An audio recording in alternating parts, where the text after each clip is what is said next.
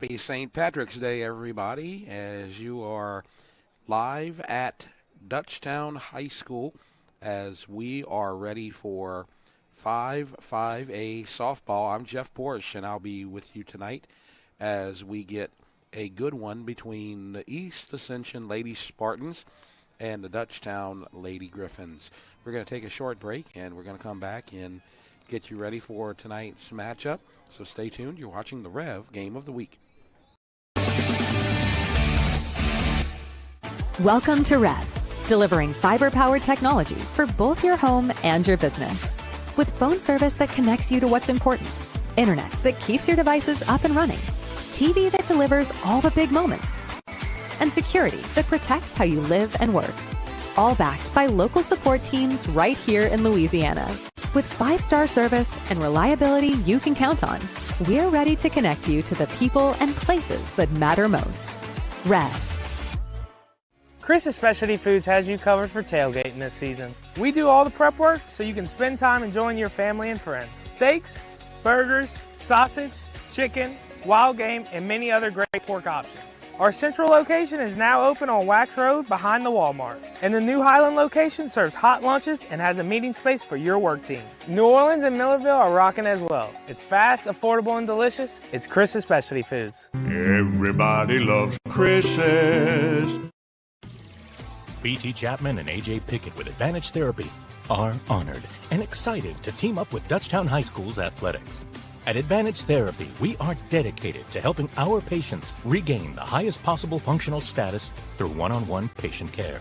Advantage Therapy has spent nearly 2 decades providing both outpatient orthopedic physical therapy and occupational therapy to the people of Ascension and surrounding parishes.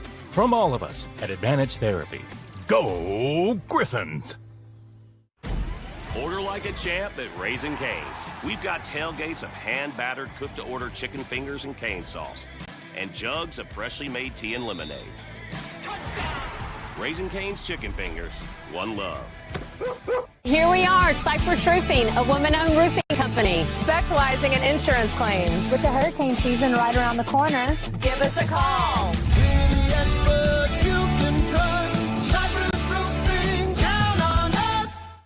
Dr. Brian Hollis is Ascension Parish's orthodontist.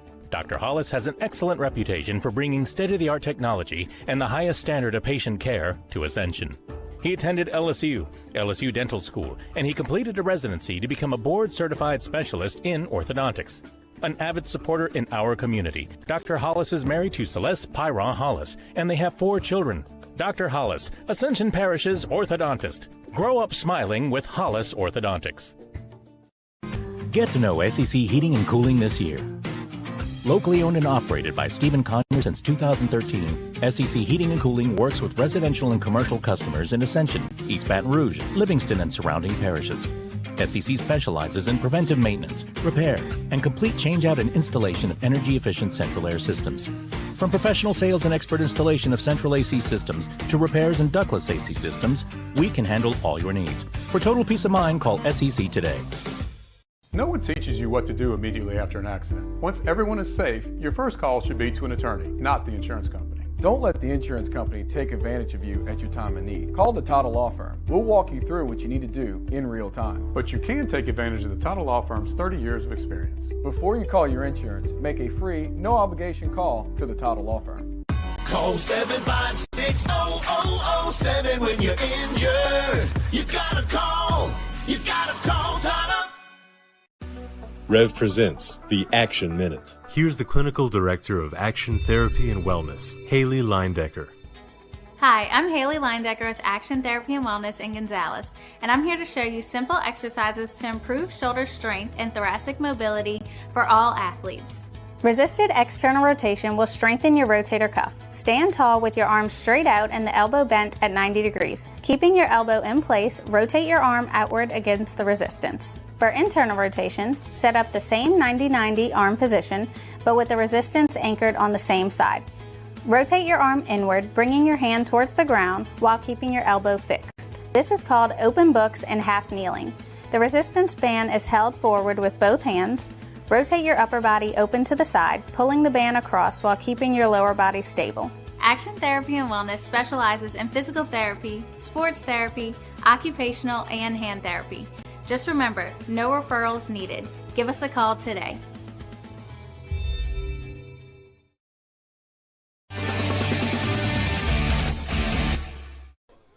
Welcome back to the Rev Game of the Week. We are at Lady Griffin Field on St. Patrick's Day. Now, neither of these teams will be wearing green, but we are ready for St. Patrick's Day action between East Ascension and Dutch. My name is Jeff Porsche. Sorry about that. And we are here, and we are about 10 minutes from the start of this evening's game, and I'll give you a little bit about what you can look for as we go this evening. And to begin, we'll look at the records for these teams in 5A. And as you can see, East Ascension's on top. They are 4-1 in district, but there's a three-way tie. And Santa Ma and Live Oak are also tied for first. So they are the top three teams. As it goes, though, it's kind of a trade-off, as Santa Ma beat East Ascension earlier this year, but East Ascension beat Live Oak, and Live Oak beat Santa Ma, and that's kind of why all these teams are kind of dead even and kind of in a dead heat. And so when we look at our power rankings later on this afternoon, we can explain to you why these teams are placed the way they are right now. Now, Walker is 3-2, and they are one game behind those. Dutchtown, we saw them last Thursday in their loss to Santa Ma. They are 2 games back, so this is a kind of a must-win for Dutchtown as they get ready for the second half of district play. Prairieville and Dedham Springs are taking up the rear, as you would say. And both of those teams will be fighting for playoff berths in the power rankings, but they are pretty much out of the 5A district race, as we are at approximately the halfway point. After this game right here, Dutchtown and East Ascension will have both played 6 district games, and then we move to the second half of the season starting on Thursday as far as district goes. So that's kind of setting up the scene right here. Now we can take a look at these two coaches, and we'll start with East Ascension. As you see right there, Tony Ricka, Coach Tony as she's known, is in her 3rd season at East Ascension, and she's been very successful. She's 51-30 overall. She's had a 15-12 record in district, and she's 4-2 in the playoffs. And in her first 2 seasons, East Ascension has made it to the quarterfinals, and they've been knocking on the door of Sulphur for the last couple of seasons. And with the seniors that they have, players like Caden Touye and some others, they are hoping to knock the door down and get to Sulphur this season. So we'll see if she can do that. She's very familiar with the circumstances, as you see her talking to one of the Dutchtown softball assistants, Kent Lejean, right there as she walks away now. She's very familiar with this Dutchtown team and this whole environment here with the Griffins, because before she went to East Ascension, she was an assistant for Nancy Ensminger at Dutchtown High School, and so she was there as recently as four years ago. And so she would have taught some of these seniors and assisted some of these seniors as they were freshmen on the Dutchtown side. Now, when you look at the Dutchtown side, this is a team that has veteran players as well, and they are coached by Nancy Ensminger, and this is her 20th season, and they are coming off of a state championship game that they lost to Sam Houston it was the second time that Nancy Ensminger has taken Dutchtown to the state championship game. She is walking out of the dugout right now. She's wearing the white sweatshirt. She's behind a lot of her players. That's why you can't really see her.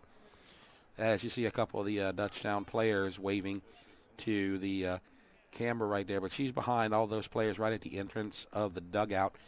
And as I said, it's her 20th season. She's looking for her first state championship at Dutchtown High. But she, as you see her right there coming out with the sunglasses, she has won state championships in the past at Parkview Baptist. And so she has had winning experience and has just been short over her history here at Dutchtown High School, but she has been very successful. Outside of Amy Petrie, the most successful coach here in Ascension Parish over the last 20 to 30 years. And so it's going to be Coach Nancy versus Coach Tony as they go for tonight's matchup. And as you see them talking at home plate, we can begin our introduction with our East Ascension batting order. And they're going to bat first as they are the visitors. And we're going to start off with Caden Touye, and she is, if not the best player in the parish and in the district, she's one of the top 2 or 3. We're going to see a good one here at Dutchtown with Jenna Blanchard as well. But Touye has 11 homers, 28 RBIs, 17 stolen bases. You see her right there. The rest of the starting lineup, number 10, Mackenzie Creel at second base. Batting third, Emma Blanchard at first base. Number 8, Savannah Baker, who will be the DP, designated player. Batting fifth, Adeline Bradbury. Number 23, she is the right fielder. Batting sixth is Madison Stevens. She is the shortstop. Pitching today for East Ascension, number 5, Tierney Zenon. So we'll see her in the circle today. Behind the plate, batting eighth, it is Avery Stevens. She is the catcher, number 55. And batting ninth, number 4, Z Jackson, who will be playing left field. And the field player who will not be batting will be the center fielder, and her name is Hartley Berthelot. So she will not be in the batting order, but she will be playing center field. And so that's the East Ascension batting order that we will be seeing very soon. And they're very top-heavy lineup, as Touye hitting .500 on the season and leading the team in homers and RBIs will be batting at the top of the lineup. Now, we mentioned earlier, and it was going to be a game-time decision for Coach Tony, but she has informed us that Zenon is going to be pitching.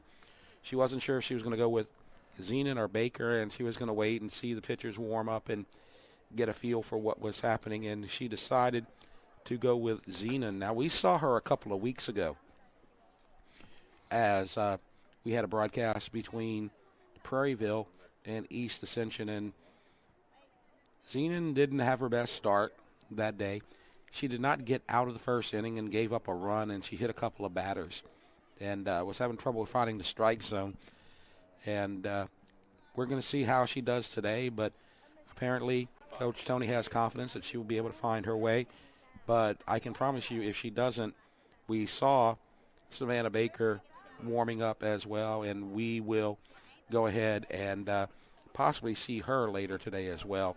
Let's get to the Dutchtown defense as they are going to start the game in the field. And we'll start with the outfield, number 12, Jenna Blanchard in left. Number 29, Anna White in center. In right, number 24, Lexi Acord. Infield, first base, Paisley Berry, number 9. At second base, number 88, Grace Berto. At third, Sophia English, number 7. And at shortstop, Caroline Johnson, number 6. The pitcher in the circle will be Brooke Vicknair, number 16. And behind the plate for the Lady Griffins will be Kaylee Wilson. And while we were looking at that defensive chart, the coaches and the umpires have ended their conversation. Coach Zinsminger has just signaled to the public address to begin, and so we'll turn it over to the PA. Today's game features the East Ascension Lady Spartans and your Dutchtown Lady Griffins. First, we will announce the non-starters for the East Ascension Lady Spartans. First, 00 Taylor Smith. Number 1, Kaya Thodile. Number 3, Lucy Cheney. Number 4, Zakaya Jackson. Number 12, Cameron Bennett. Number 14, Belle Williams. Number 15, Riley Bourgeois. Number 17, Emma Lee Piku. Number 22, Brayley Palmer. Number 25, Chloe Johnson. Number 26, London Torres. Number 44, Kylie Hudson. And now for the starting lineup for the Lady Spartans. Leading off for the Lady Spartans, the third baseman, number 43, Caden Touye. Batting second, the second baseman, number 10, Mackenzie Creel. Batting third, the first baseman, number 11, Emma Blanchard. Batting fourth, the designated player, number 8, Savannah Baker. Batting fifth, the right fielder, number 23, Adeline Bladberry. Batting sixth, the shortstop, number 2, Madison Stevens. Batting seventh, the pitcher for tonight, number 5, Tierney Zenon. Batting eighth, the catcher, number 55, Avery Stevens. Batting ninth, the left fielder, number 4, Zakaya Jackson. And in center field for the Lady Spartans, number 31, Hartley Berthelot. The Lady Spartans are coached by head coach Tony Rica. Assistant coaches are Christy Freed and Ron Porsche. And now, the lineup for your Dutchtown Lady Griffins. Introducing the non-starter for your Dutchtown Lady Griffins. Number 1, Chloe Kerrigan. Number 2, Logan Durant. Number 4, Isabella Stafford. Number 5, Jocelyn Chalmers. Number 8, Riley Raybon. Number 10, Olivia Landry. Number 17, Bree Vickner. Number 25, Blake West. Number 27, Ella Chauvin. Number 32, Caitlin Hoagie. And number 57, Ainsley Hines. And now, the starting lineup for your Dutchtown Lady Griffins. Leading off the shortstop, number 6, Caroline Johnson. Batting second, the center fielder, number 29, Anna White. Batting third, the left fielder, number 12, Jenna Blanchard. Batting fourth, the pitcher, number 16, Brooke Vickner. Batting fifth, the second baseman, number 88, Grace Berto. Batting sixth, the third baseman, number 7, Sophia English. Batting seventh, the first baseman, number 9, Paisley Berry. Batting eighth, the catcher, number 37, Kaylee Wilson. Batting ninth, the designated player, number 35, Caitlin Janis. And in right field for the Lady Griffins, number 24, Lexi Acorn. The head coaches for the Lady Griffins is Nancy Insminger. Assistant coaches are Tab Bourgeois, Leslie Marion, and Mike Janis. Team managers are Claire Lessard and Kaya Bourgeois. Now, everyone, please rise for the playing of our national anthem.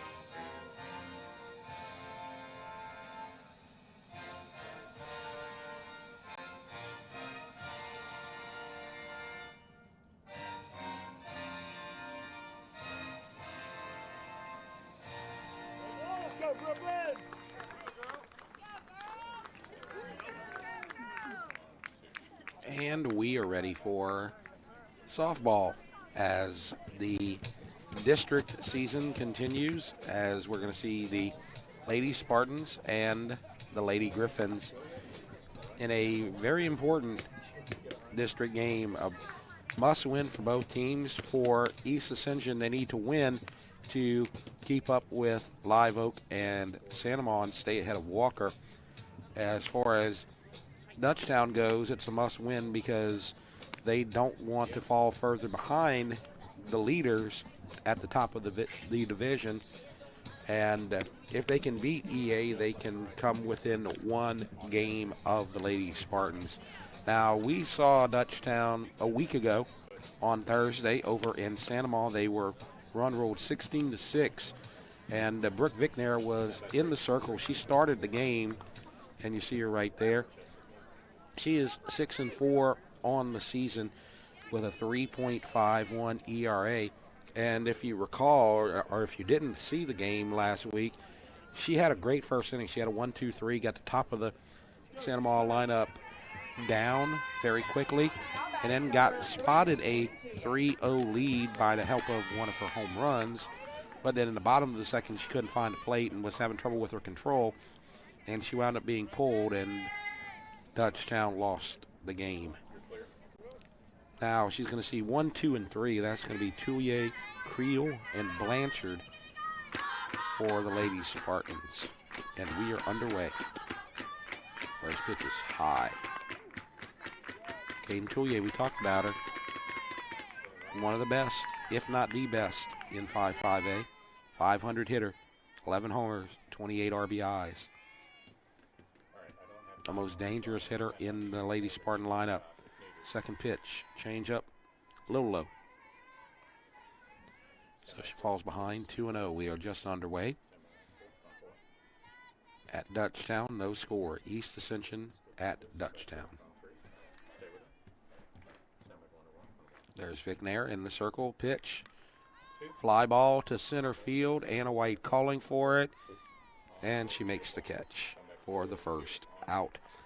So that's a big one right there as you get the dangerous Touye out, and now you get to Mackenzie Creel, and that's a big drop-off when you go from a 500 hitter to a 278 hitter, but she is a solid player, and she has home run power, has a couple on the season, and there's a fly to the left, and it's not quite going to make it out the park, and it's caught by Jenna Blanchard. So she took it for a ride, but first pitch swinging and 2 quick outs for Brooke Vickner and the Lady Griffins. So that's the best start that you can imagine if you're Coach Insminger.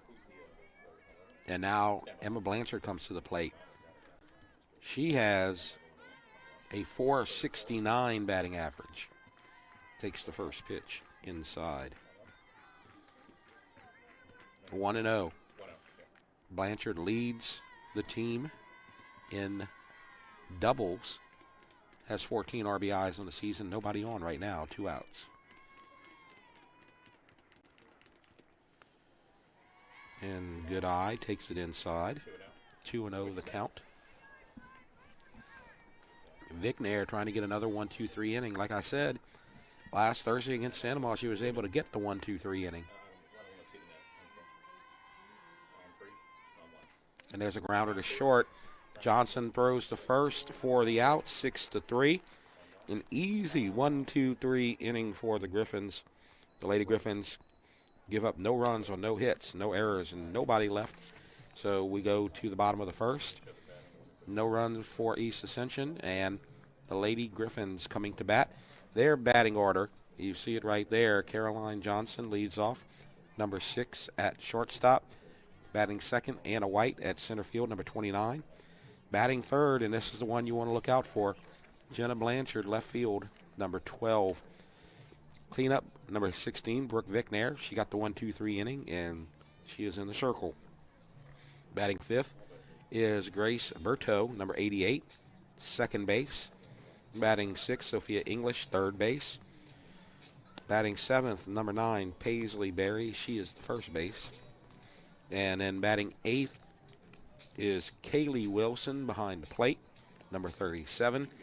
And then the designated player for Dutchtown is number 35, Caitlin Janis.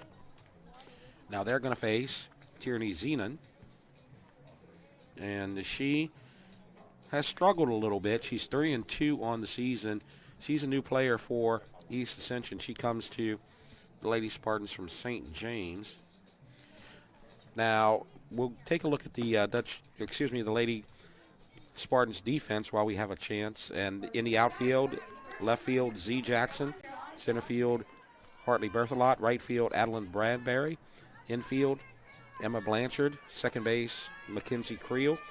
Third base, Caden Toulier. Shortstop, Madison Stevens. Tyranny Zenon in the circle, and behind the plate is Avery Stevens. And we are ready for the first pitch. In the bottom of the first. Base hit, left field. Hot shot by Caroline Johnson. Our first hit of the game.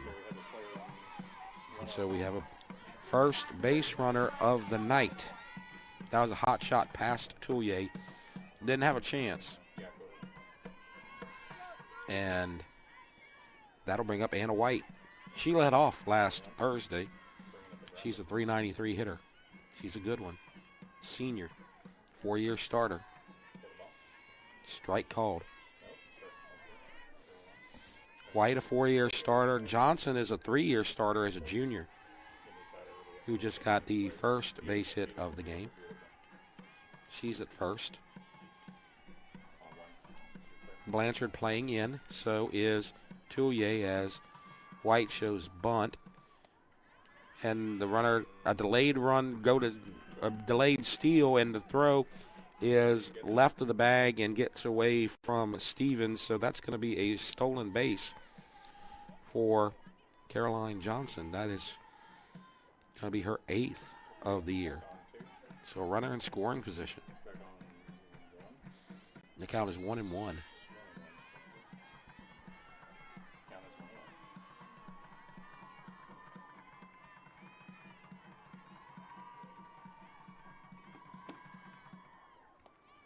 One pitch is low.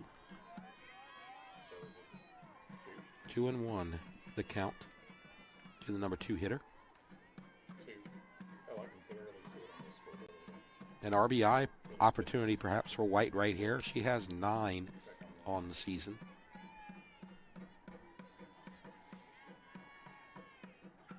And that is pushed foul into the bullpen. And the count will even up at 2-2. Nobody out. Leadoff hitter, base hit for Johnson. White, the number 2 hitter, and here we are.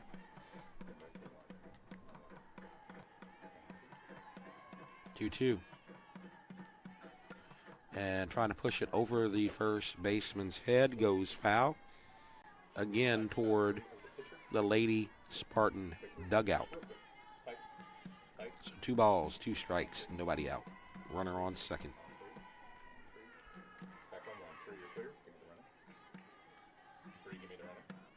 Zenon needs an out here. You don't want to face Blanchard with 2 on base. And she's going to give up a base hit to right.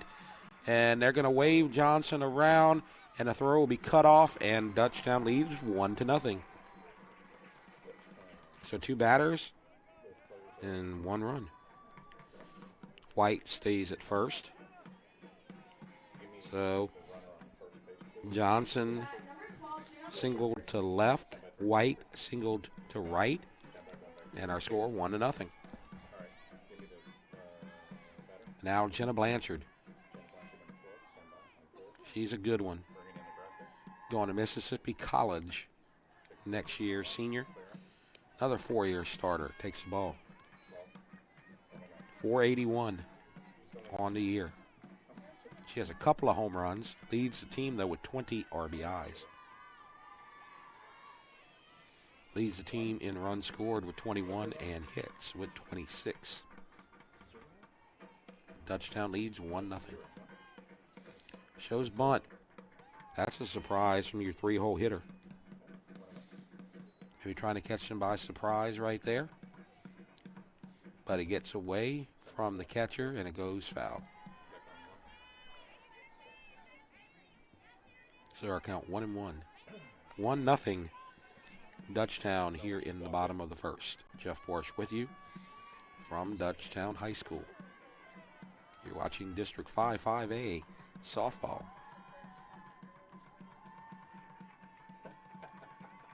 One outside.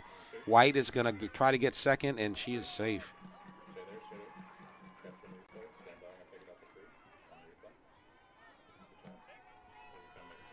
She didn't decide to go until it got away from the catcher. I don't know if we'll call that a stolen base, as it got away from Stevens. But another runner is now in scoring position.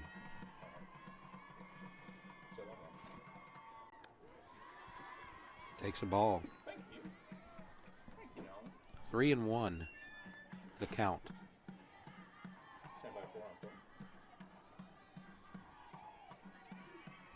White on second. She has the game's only RBI so far.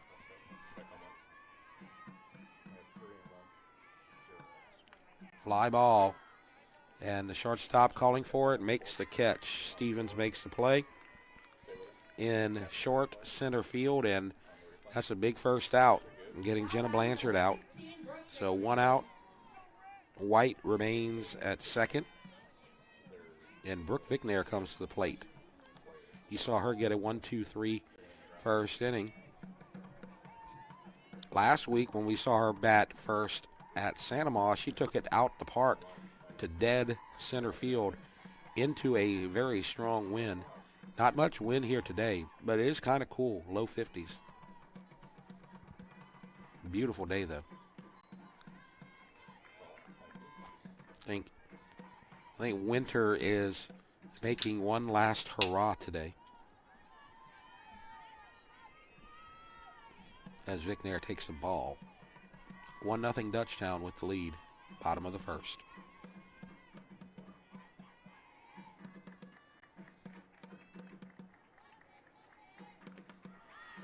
And a swing and a miss, foul ball.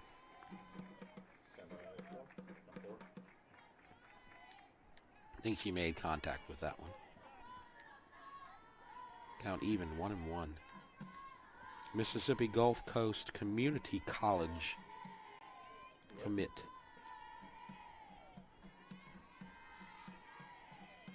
One and one out, 1 run in. Change up misses high. 2-1.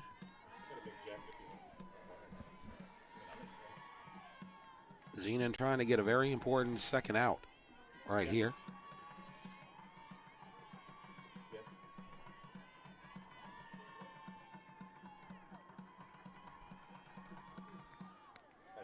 And there's a strike on the outside corner. Great pitch. Just hit the outside of the plate. And the count is even at 2-2 with 1 out.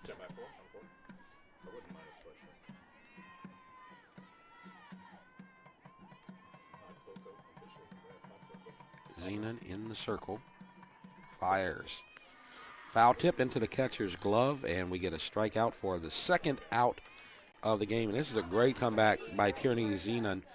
After giving up 2 solid base hits and 1 run to the first 2 batters, she's come back and faced the most dangerous hitters in the Dutchtown lineup, Blanchard and Vicknair, and got a fly to short center, caught by the shortstop, and a strikeout. And now you get Grace Berto at the plate, hitting .360. Takes a ball. 1 run on 2 hits so far this inning. Johnson led off with a single to left, stole second. White drove her home on a single to right, followed by back-to-back outs.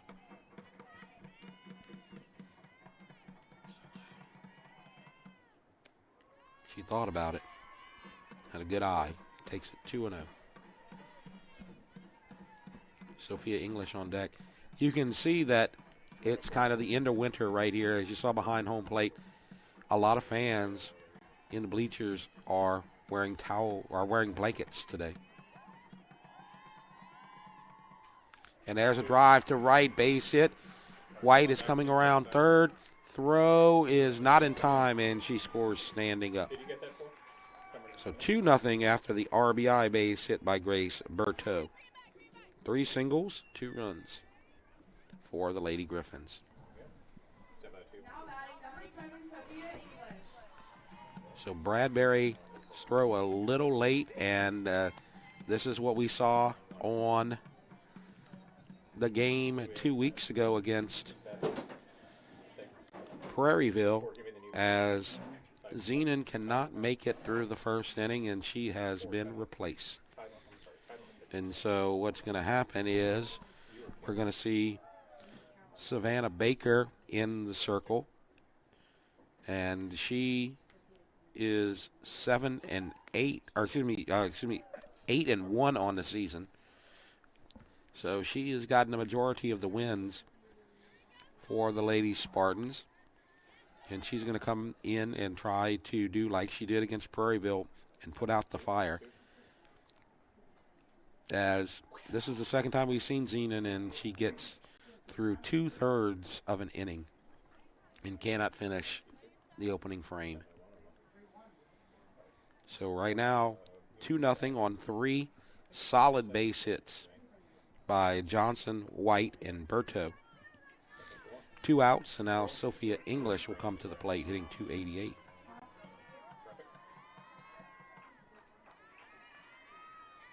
Runner on first, that is Berteau.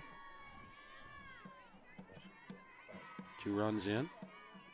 Bottom of the first pitch from Baker is a ball.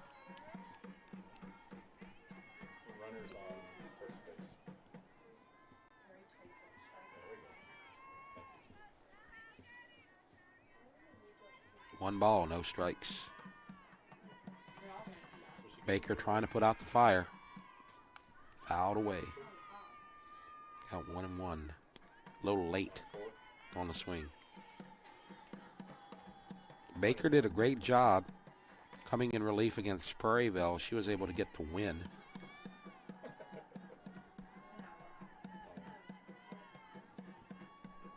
We'll see what she can do right here. Grounder to third, Touye to first, and she gets the third out of the inning, 5-3. So 2 runs on 3 hits, no errors, 1 left. 2-0 Dutchtown. You're watching the REV Game of the Week. B.T. Chapman and A.J. Pickett with Advantage Therapy are honored and excited to team up with Dutchtown High School's athletics. At Advantage Therapy, we are dedicated to helping our patients regain the highest possible functional status through one-on-one patient care. Advantage Therapy has spent nearly 2 decades providing both outpatient orthopedic physical therapy and occupational therapy to the people of Ascension and surrounding parishes. From all of us at Advantage Therapy, go Griffins! Order like a champ at Raising Cane's. We've got tailgates of hand-battered, cooked-to-order chicken fingers and cane sauce, and jugs of freshly made tea and lemonade. Raising Cane's Chicken Fingers, one love. Here we are, Cypress Roofing, a woman-owned roofing company specializing in insurance claims. With the hurricane season right around the corner, Give us a call.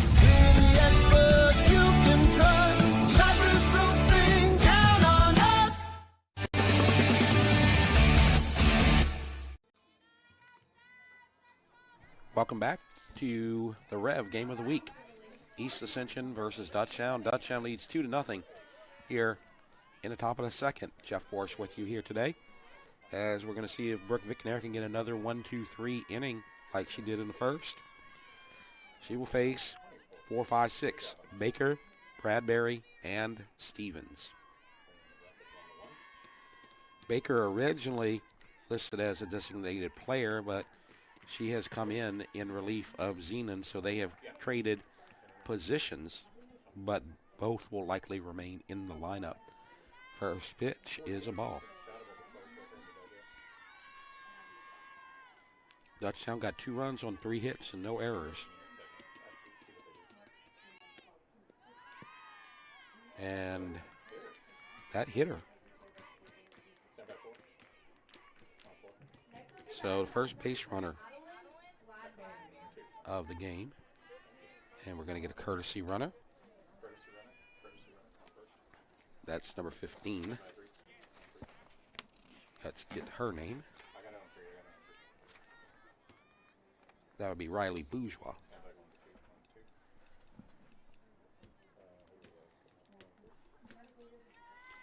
So Bourgeois at first, running for Baker.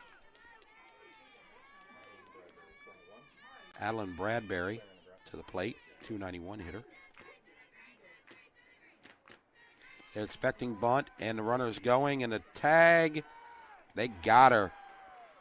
2-6. Great throw by the catcher, Kaylee Wilson. Caroline Johnson makes the tag, and we have the first out of the inning. Pitch too high. Bradbury could not protect the base runner with the high pitch. So count now 1 ball and no strikes. And 1 out, nobody on. Strike. Down even, 1-1. So Baker was hit by a pitch. Bourgeois came in as the courtesy runner, and she was erased on the steal attempt. Popped up, and it's right where we are, and it hits the top of the press box. Yeah, and I don't know if that hit the REV vehicle or not. 1 and 2. I thought about parking right next to you, Andre, and a guy came up to me and said, don't park there because the balls are always falling off the press box. And there goes another one. The car got hit twice.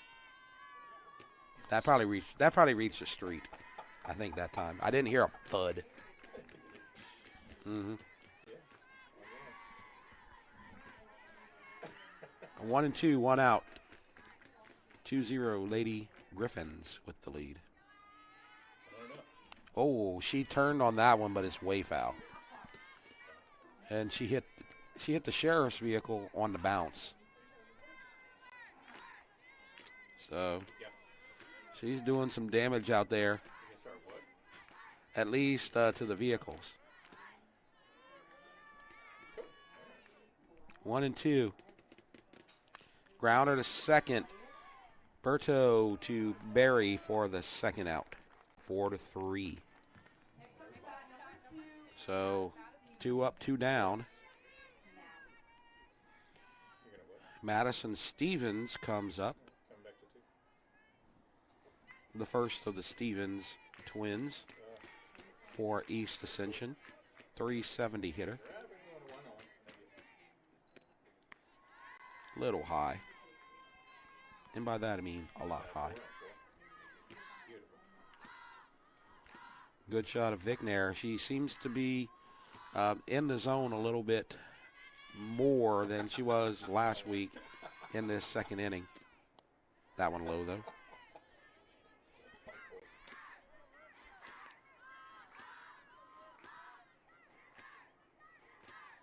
Second inning was her undoing against Sanamaw, but she is 1 out away from getting out of this second inning. And there's a strike. 2 balls, 1 strike, 2 outs. Nobody on.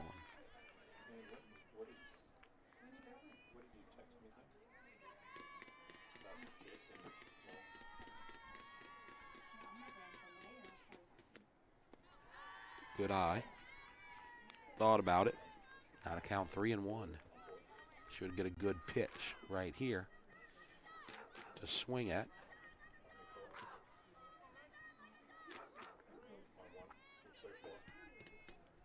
Three one. Right down the middle, taking all the way.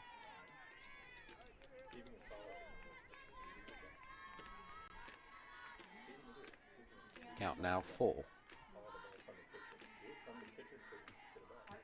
Big pitch right here for Vicknair. 3-2. And takes ball 4. So the second base runner this inning given up by Vicknair. The first one was Baker, who was hit, but the courtesy runner was thrown out, stealing second. And now you have Tierney Zenon at the plate. She was the starting pitcher. Has now moved to the DP spot. First pitch is a strike.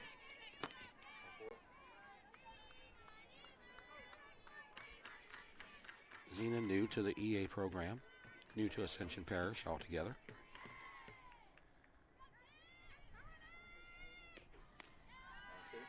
Ball high. 1-1. Don't want to fool around and give up some base runners here at the bottom of the lineup. That's what hurt Prairieville against East Ascension. And then Touye came up with the bases loaded and got all of them in. 2-1.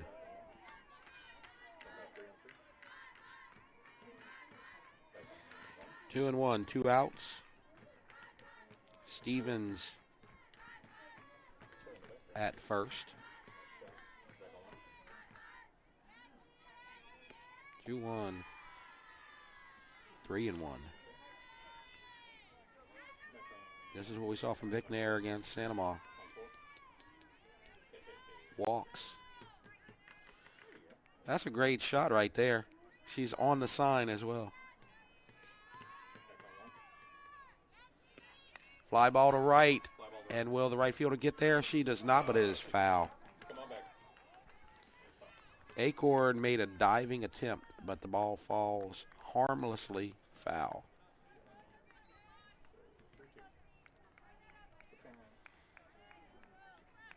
But now the count is full again. Avery Stevens is on deck. If Zenon can reach base. 3-2. All 4. So now we're going to see the 8 hitter.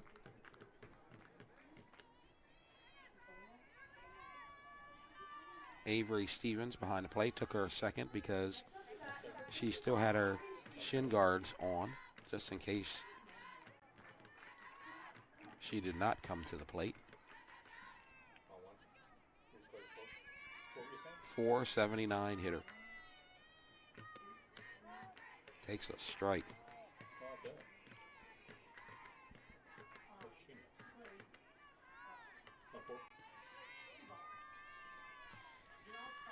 I just love how you have the shot of her every time she steps out of the circle. 0-1. Ball.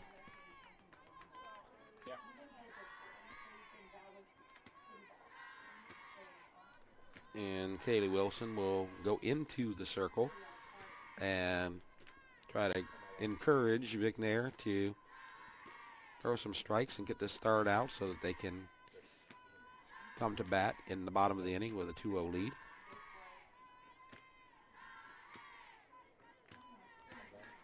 Inning started with a hit batter. Courtesy runner thrown out trying to steal. Bradbury grounded to second. Then Stevens walked and Zenon walked. Fly ball to deep left, going foul, but it is caught near the warning track by Jenna Blanchard. Caught in foul territory. Let's look at the replay. Blanchard making a long run and able to make the easy catch. So no runs on no hits, no errors, 2 left on base. And so we go to the bottom of the second. Dutchtown leads 2-0 over East Ascension.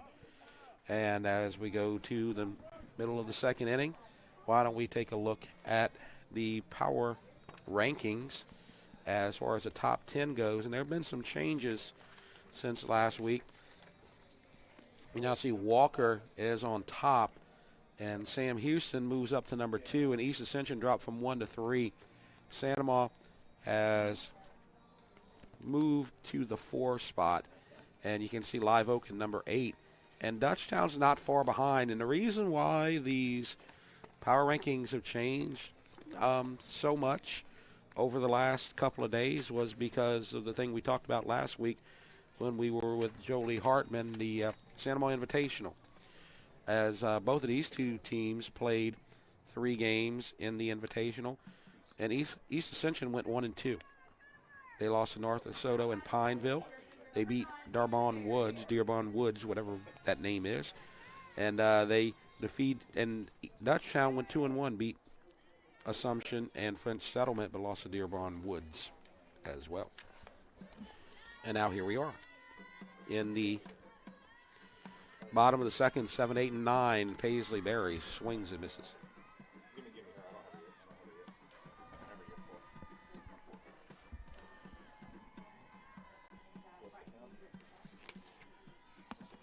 Savannah Baker in the circle for East Ascension, replacing Zenon, who started, and another swing and a miss.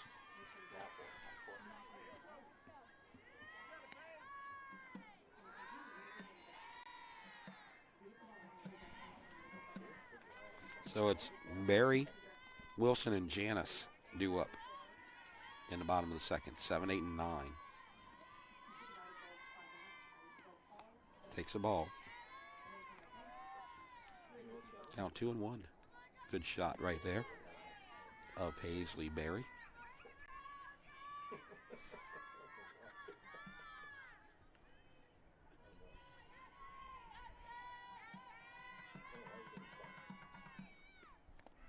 And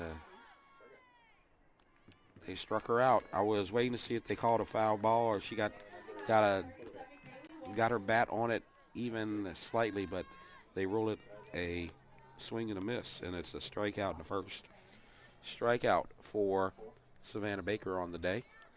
So she's faced 2 batters and retired both. And now Kaylee Wilson comes to the plate.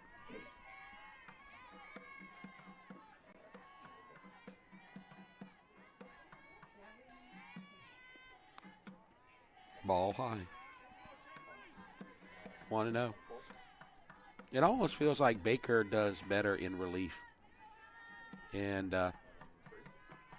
has a good demeanor and is not fazed by coming in to a tense situation. She replaces Zenon in the first, who had already given up 2 runs. And she has righted the ship so far. Count 2-0 to Kaylee Wilson. And the ball high, 3-0. Barry struck out to open the inning.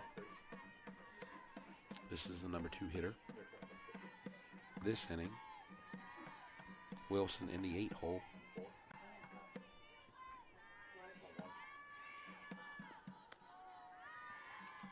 And a strike. We're waiting for the call, and again, it was not very demonstrative, and we had to wait a second, but strike is called.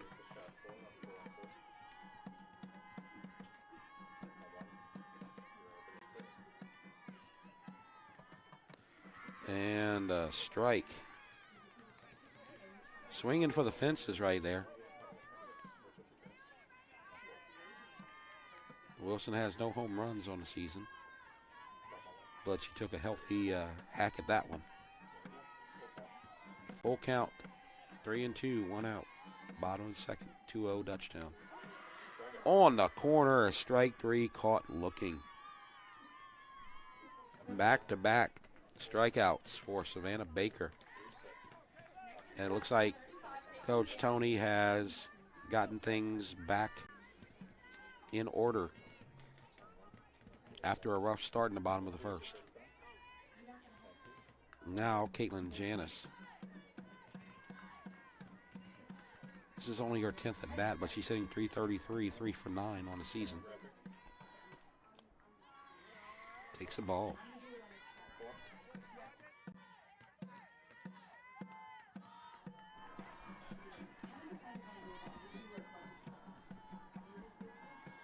She also has 3 RBIs on the season, so those hits must be pretty timely.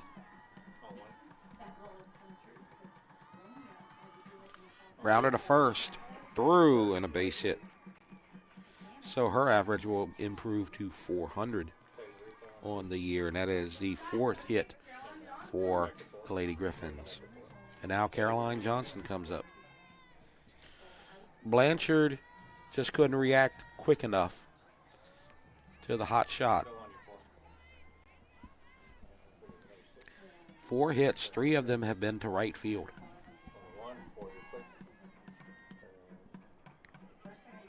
Now Johnson, and there's a base hit to center. So we've had 1 to left, 1 to center, and 3 to right.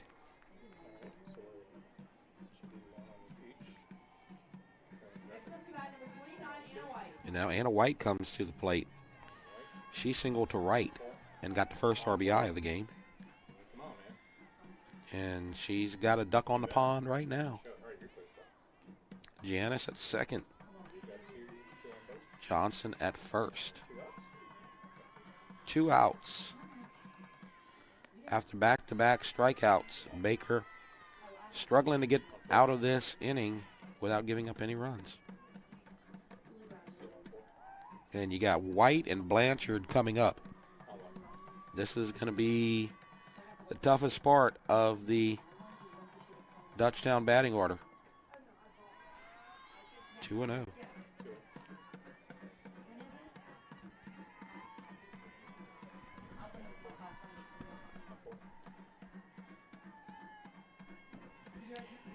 Barry and Wilson struck out, and then that was followed by base hits by Janice and Johnson. And that is fouled.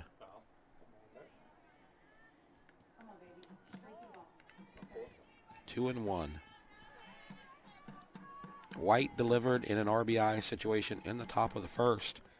Johnson got her first hit of this game and stole second. And White had a shot to right that drove in Johnson. Count now 3-1. Jenna Blanchard on deck.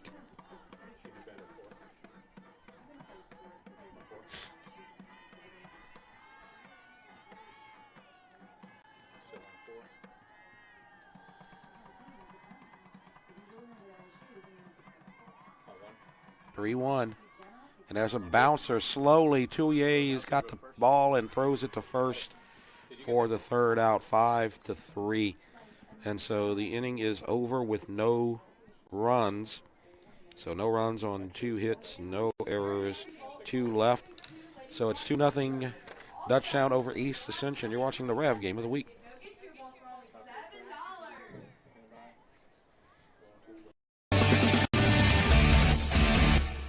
Dr. Brian Hollis is Ascension Parish's orthodontist. Dr. Hollis has an excellent reputation for bringing state-of-the-art technology and the highest standard of patient care to Ascension. He attended LSU Dental School, and he completed a residency to become a board-certified specialist in orthodontics. An avid supporter in our community, Dr. Hollis is married to Celeste Pyron Hollis, and they have 4 children.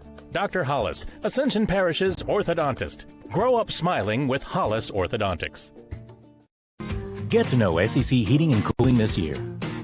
Locally owned and operated by Stephen Conyer since 2013, SEC Heating and Cooling works with residential and commercial customers in Ascension, East Baton Rouge, Livingston, and surrounding parishes. SEC specializes in preventive maintenance, repair, and complete changeout and installation of energy-efficient central air systems. From professional sales and expert installation of central AC systems to repairs and ductless AC systems, we can handle all your needs. For total peace of mind, call SEC today.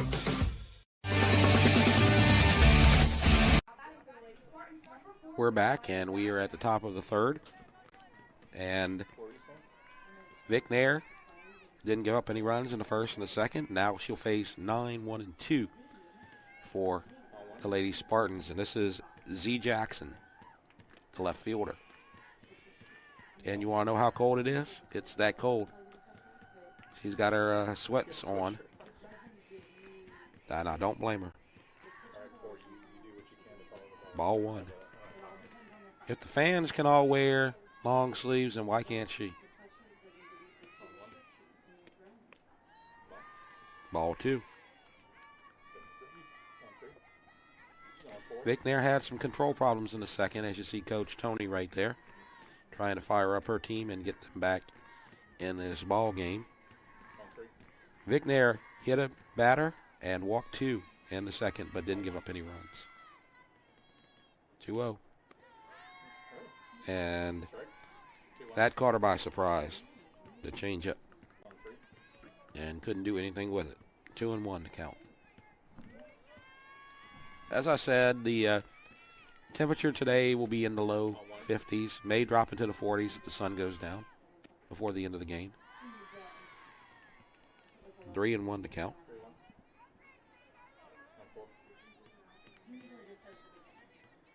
Don't want to hit or give up a walk to the number 9 hitter. Touye on deck. Never pitch to her with anybody on base. Oh, but she does right there. Lost that one. And so the third walk. She's walked 3 of the last 4 batters. And now Touye flew out to center to start this game, hitting .500. I know the law of percentages and averages doesn't work that way, but the numbers say she's due. 0 for 1. First pitch low.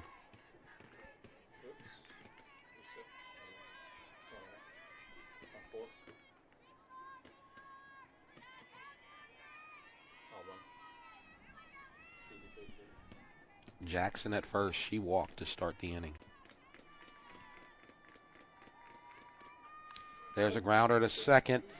Throw to second in time. Not in time at first. So fielder's choice for Touye. And it was 6-4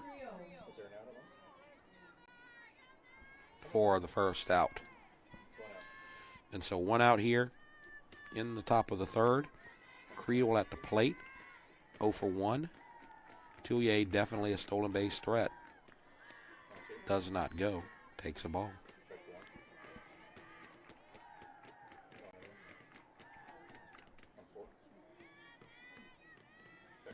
So Vic Nair's done a good job with Touye to minimize the damage. 0 for 2. But she's on base. And there she goes, and that's going to be stolen base number 18.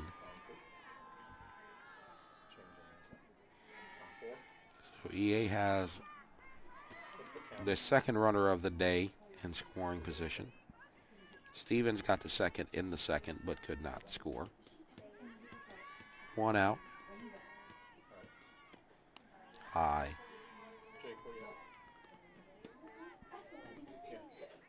Count 2-1 to the number 2 hitter, 278 hitter.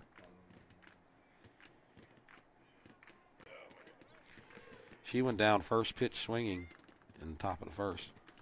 Fouled that one into the dugout, or near the dugout.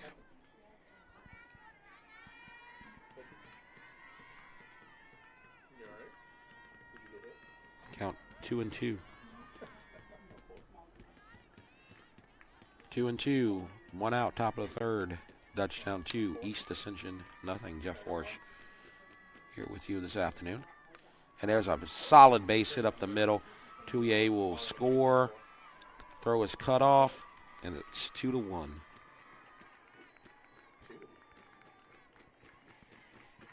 That was a solid, clean hit for Mackenzie Creel. And she picks up her 13th RBI of the season. And Touye will get her team-leading 31st run scored. Emma Blanchard, 469 on the season. Strike. She grounded to Johnson to end the first inning.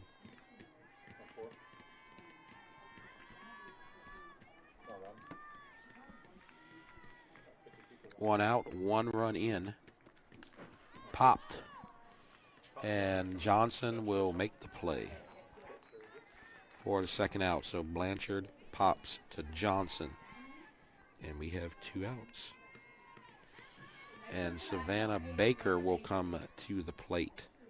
She was hit by Vic Nair to begin the top of the second.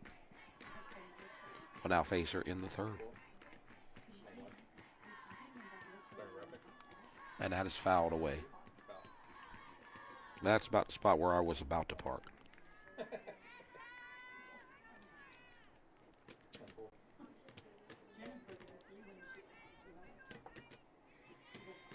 0-1, 2 outs. 2-1 Dutchtown, as EA has cut the lead in half so far this inning. 1-1 to count. Thank you. Appreciate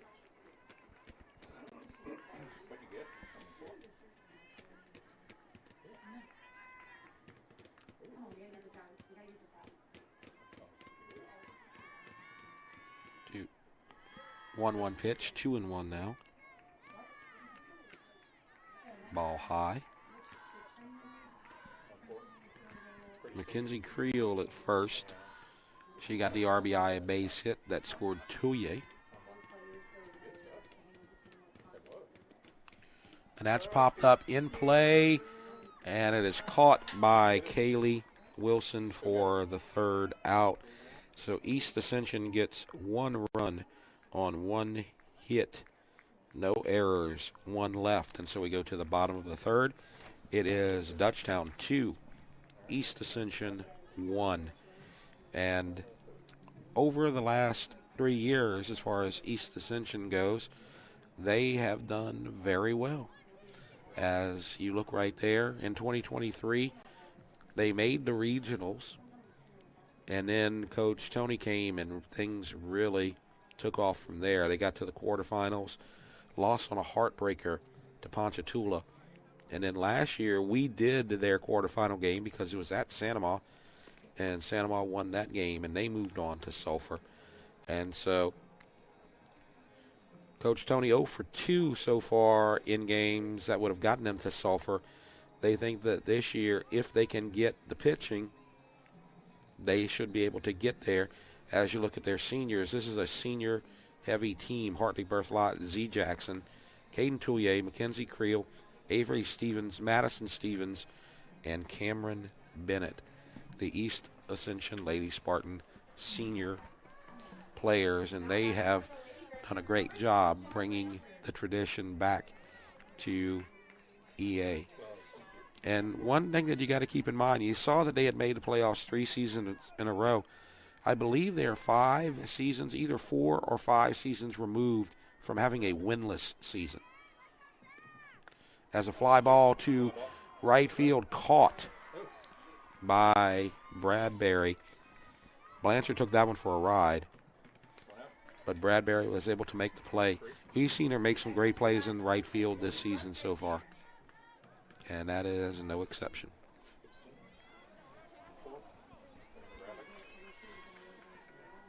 So East Ascension had hit rock bottom in the early 2020s, but in the mid-2020s, they are moving right along. Got to credit Coach Tony and the senior class for making that happen. And there's a base hit. They are hitting her hard right now, and Vic Nair is going to try for 2, and she will come there standing. Those are 2 solid hits on the first 2 pitches of the bottom of the third. Blanchard couldn't find the open space, but that was a solid shot right there, and she will be replaced by the courtesy runner, and that is Caitlin Hoagie, number 32. So now Grace Berto has a chance to get her second RBI of the day. She got one in the first on a base hit that scored Anna White. So she is 1 for 1.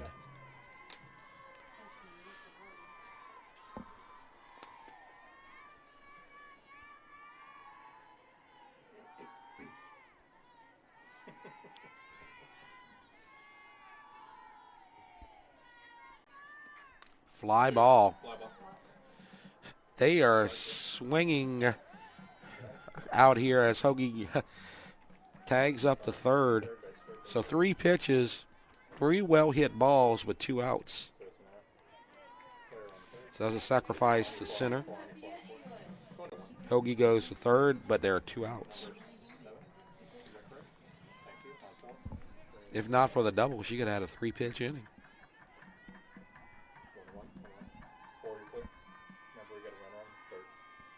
English grounded to third. And they are first pitch hacking at Savannah Baker right now. 0-1, 2 outs.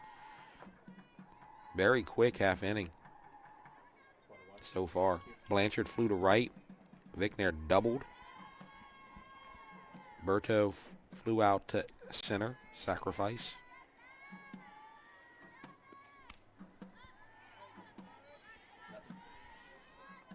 Oh, and 2. So Dutchtown has made contact on every pitch this inning. There's only been 5.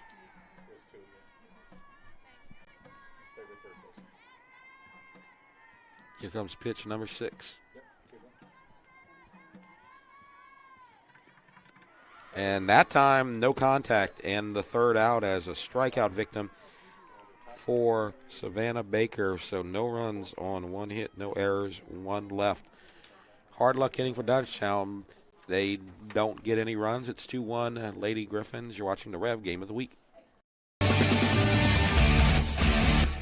No one teaches you what to do immediately after an accident. Once everyone is safe, your first call should be to an attorney, not the insurance company. Don't let the insurance company take advantage of you at your time of need. Call the Tuttle Law Firm. We'll walk you through what you need to do in real time. But you can take advantage of the Tuttle Law Firm's 30 years of experience. Before you call your insurance, make a free, no-obligation call to the Tuttle Law Firm. Call 756-0007 when you're injured. You gotta call. You gotta call Tuttle. Welcome to REV, delivering fiber-powered technology for both your home and your business. With phone service that connects you to what's important, internet that keeps your devices up and running, TV that delivers all the big moments, and security that protects how you live and work. All backed by local support teams right here in Louisiana. With 5-star service and reliability you can count on, we're ready to connect you to the people and places that matter most. REV.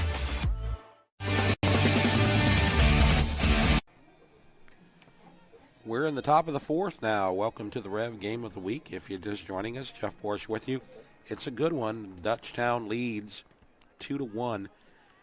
Dutchtown got their runs in the bottom of the 1st.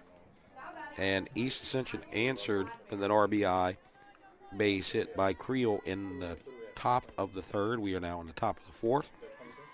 And it's 5, 6, and 7. Bradbury, Stevens, and Zenon to face Brooke Vicknair.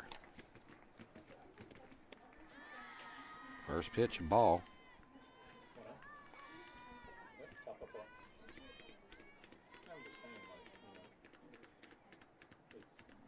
After a 1-2-3 first, there's been some traffic, but only 1 run. Oh, good pitch. Bradbury way ahead. She grounded to Berto to make the 2nd out of the 2nd inning.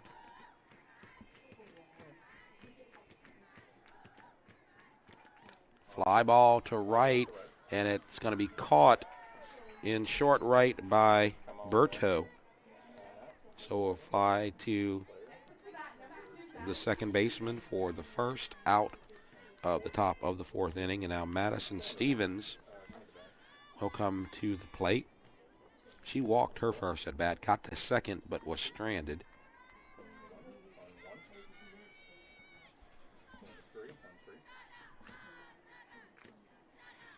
That's the first time since the 1st inning that Vicknair has gotten the first out on the first batter.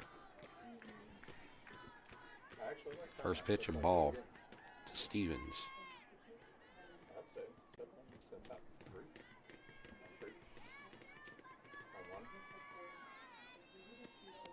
2-0.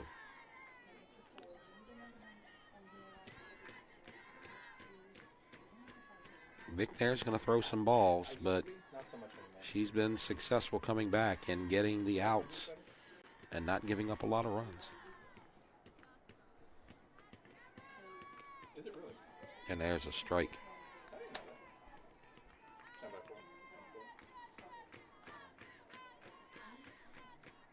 Two and one out. Top of the fourth.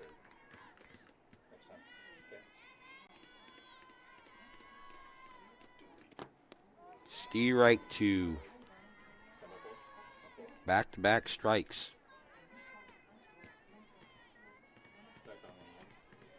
EA a little concerned right now, trailing by 1 run, but it's still early. Focus.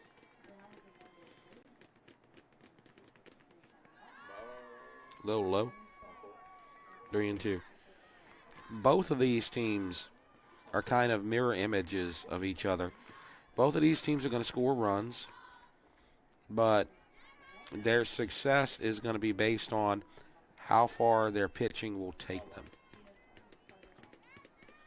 3, 2, and it's a walk. So back-to-back walks for Stevens. And McNair gives up her first walk of the inning. Now Tierney Zenon, she has walked. Dutchtown, you may remember, had Abby Freilich for 4 years. And she was a great one. As there's a deep fly ball to left, and it is caught at the wall by Jenna Blanchard.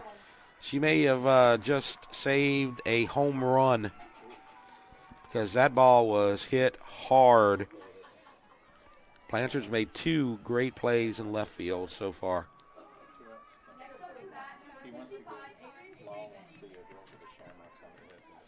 So a big play right there. And her mom is happy about that. She's in the press box with us.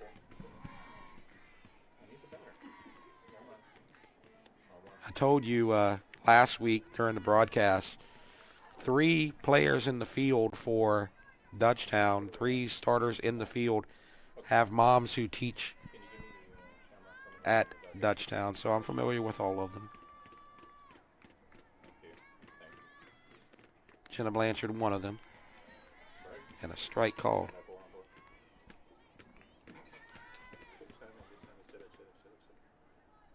In case you're watching this on REV and you don't know which day this took place, there you go.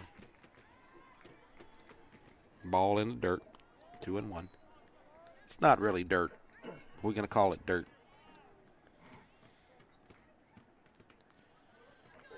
Ball in the dark brown turf.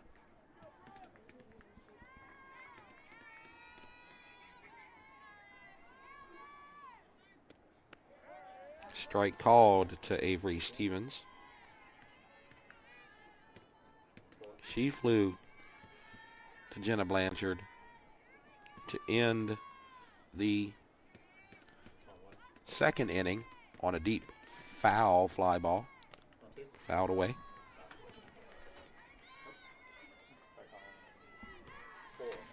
So Bradbury flew to second. Stevens walked. Stevens hit what looked like a home run ball. Jenna Blanchard caught it either at the wall or over the wall.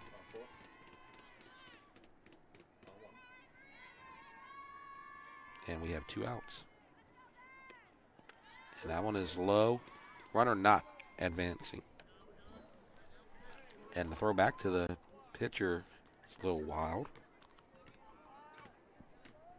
Johnson able to save that. 3-2, 2 outs, runner on first. Dutchtown could get out of the inning on this pitch.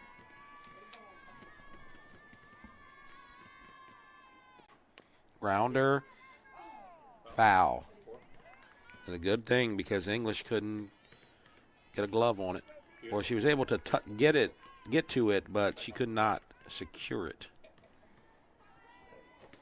As the count remains full.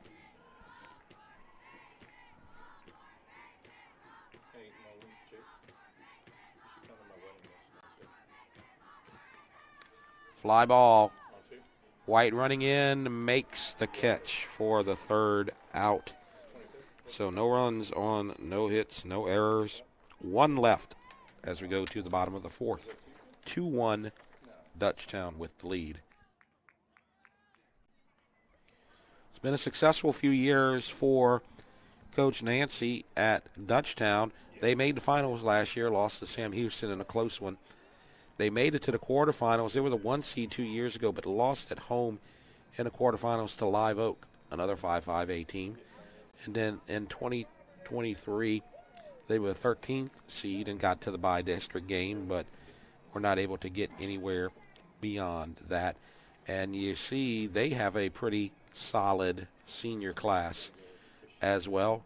Not quite as big as the East Ascension senior class, but you have Lexi Acord, Jenna Blanchard, Brooke Ficknair, Blake West, and Anna White.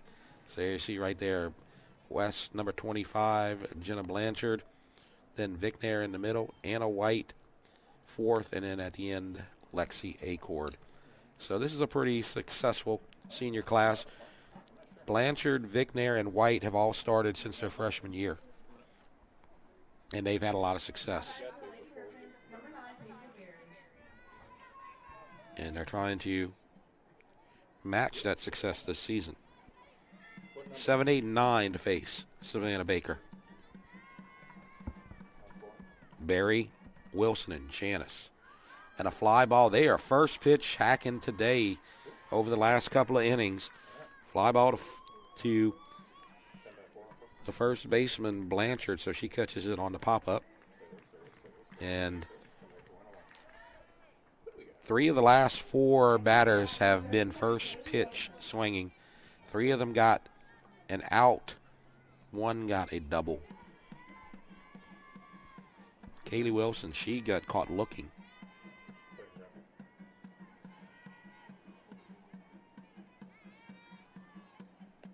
That gets away. Sun is tough out there. The sun is behind them, behind the press boxes. You can probably detect by the shadows. The shadows of the press box are down the first base line.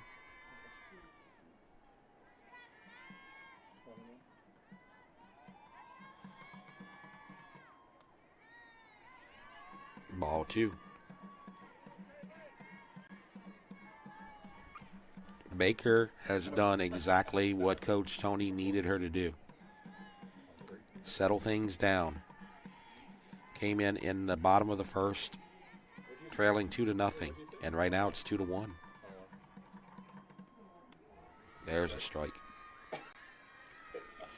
And as I said, she did the exact same thing against Prairieville. Santa Maria leads Live Oak after 3 innings by a score of 5-2.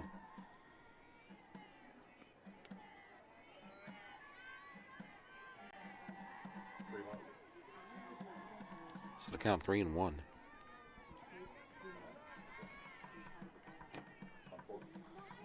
Everybody finishing up the first half of district play. Fly to right. Bradbury is there. Makes the catch for the second out. That'll bring up Janice. Next up to bat, number 35, Caitlin Janice. Janice, 1 for 1. She singled to right. You may recall, we talked about this in the past.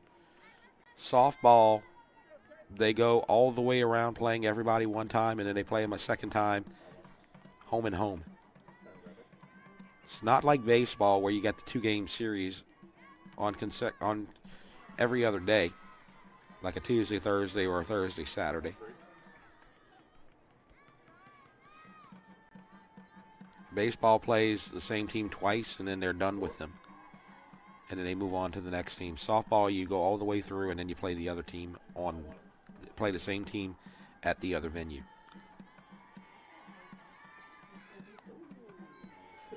So at the end of district play, in the final week, these two teams will meet again at East Ascension.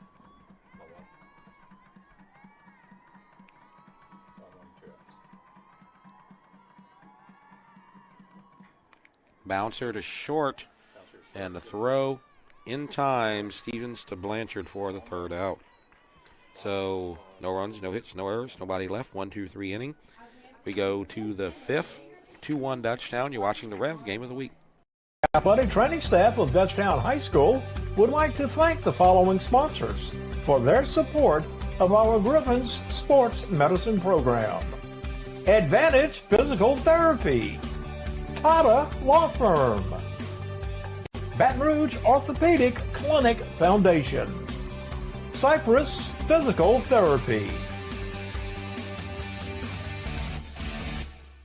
My name is Tamika Brooks, and I can tell you that REV Internet is the bomb. When I switched my services to REV, the people who came to set up were amazing. They were local, they were friendly, they were home. I really enjoyed it. I have not had a service call. When I'm doing conference calls, I cannot have buffering. It is a no-no when I'm with a client. I do not want to appear unprofessional. So REV has had me in the sweet spot the last 4 years. If you're looking for the best fiber internet, I highly recommend REV. We're back for the Rev Game of the Week, top of the fifth. Jeff Porras with you at Dutchtown. Dutchtown leads East Ascension 2-1. And I got a feeling the fifth inning is going to be the pivotal inning in this game, because you're going to see the top hitters for both teams this inning, as you're going to get 9-1-2, Jackson, Tullier, and Creel for East Ascension. If Vic Nair can get through this inning without giving up any runs, she might be in pretty good shape. And then Dutchtown at the bottom of the inning, you're going to see Jenna Blanchard come to the plate.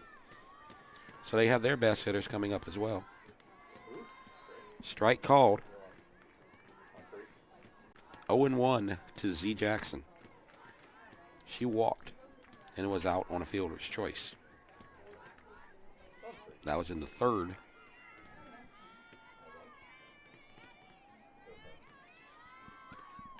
Fouled away.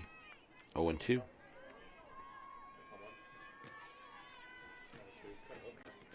Tullier on deck.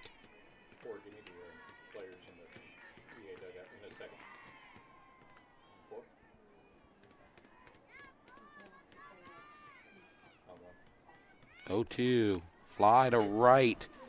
Acord coming in makes the catch. And that's a hard place to make a catch, out in right field with the sun in your face. But she does, and it's the first out of the inning. And now Tullier will come to the plate with nobody on, and I'm sure that Coach Nancy's happy about that. Tullier 0-2. Fly out to center. Fielder's choice in the third. And that's a couple of feet shy of home plate. Ball 1. She does not have a hit, but she has a stolen base and a run scored. She scored on the Creel single. Fouled off of her right leg. Count 1-1.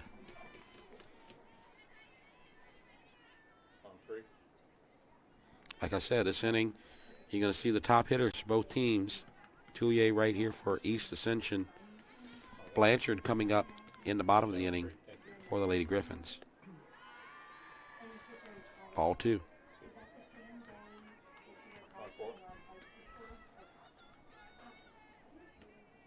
Two and 1. 1 out.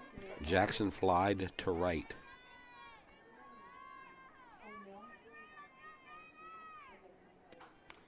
Grounder to third.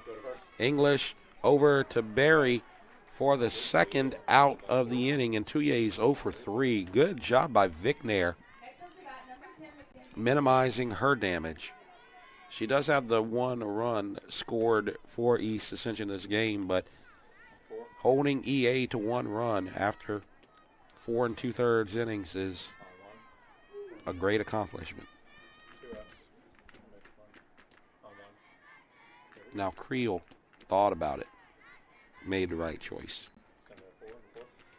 She flew to left and singled to center, has an RBI. Only RBI of the day for the Lady Spartans. Vic Nair. 1-1.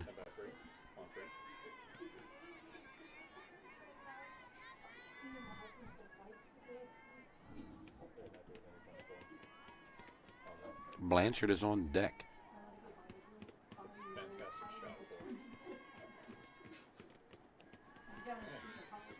Low. Every now and then we'll see her uncork that pitch that goes shy of home plate. But she's able to answer with strikes here today.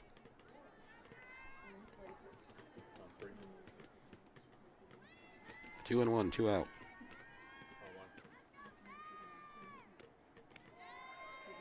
There's the changeup for the strike. Was waiting. Thought that looked like a strike.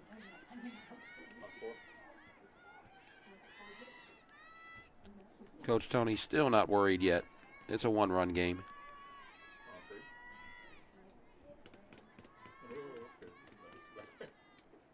Did she go around? Yes, she did, and it's a 1, 2, 3 inning for Brooke Vicknair and the Lady Griffins. No runs, no hits, no errors, and nobody left. So through 4.5, it's 2-1. Dutchtown holds on to the lead. Now coming up here on REV, we got all the baseball and softball as we are now well into spring sports. Thursday we got baseball, and I'm going to be there at Dutchtown as we're just going to go across the parking lot to the baseball field for Santa Ma at Dutchtown. And then you got 3 games next week.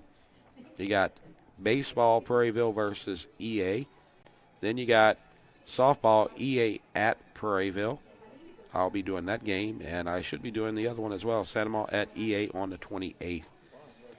So lots of action. Now the boys, as far as baseball goes, now they are in district play as well, as the second district series open up today for the baseball teams in District 5, 5A. Now we're going to get to 1, 2, and 3, the top of the order for Savannah Baker. And this is the part of the lineup that Baker has to get through.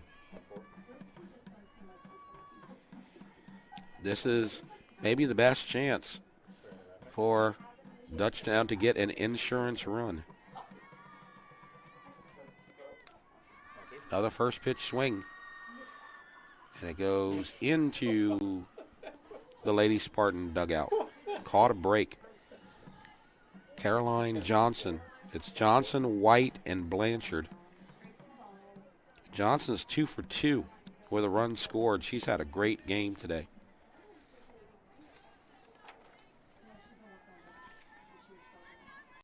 .391 on the year. She also got her 8th stolen base.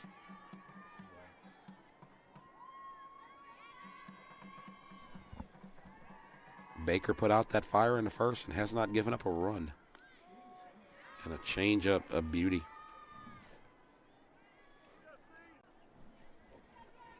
Johnson couldn't do a thing with that.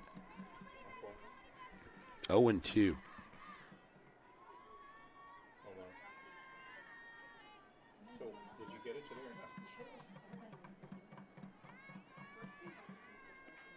Fly to right toward the gap. What a catch by Adelaide Bradbury. She robbed Blanchard in the 3rd, and now she robs Johnson in the 5th.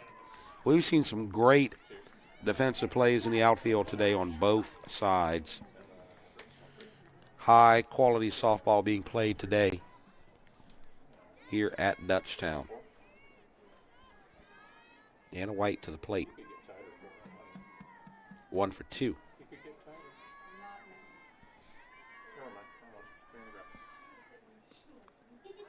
And think that was fouled away. They're marking ball on the scoreboard. I'm going to call it a ball. Thought maybe she had made contact with that, but I could be wrong. We'll find out after this pitch. Fouled that one away.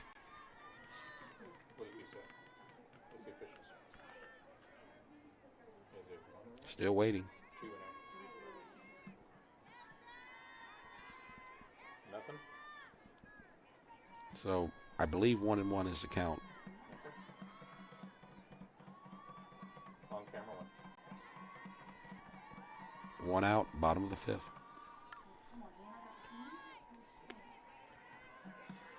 Fouls that one away. So now we definitely have 2 strikes. Whether we have 1 ball or no balls is the question.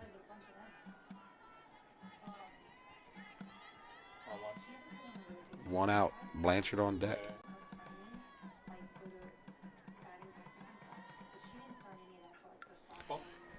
Protecting the plate, I guess we could say right there. Fouls it away. Not the pitch you wanted.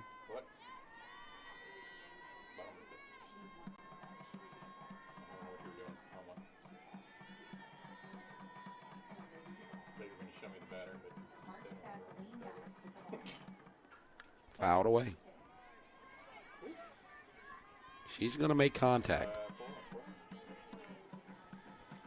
She's a .393 hitter and a 4-year starter.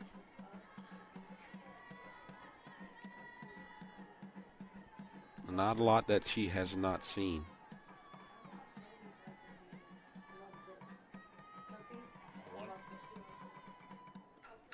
And there's a fly to right. Bradbury, that's an easy one for her. Back-to-back flyouts to Adelaide Bradbury. And White is retired. And now Jenna Blanchard comes to the plate.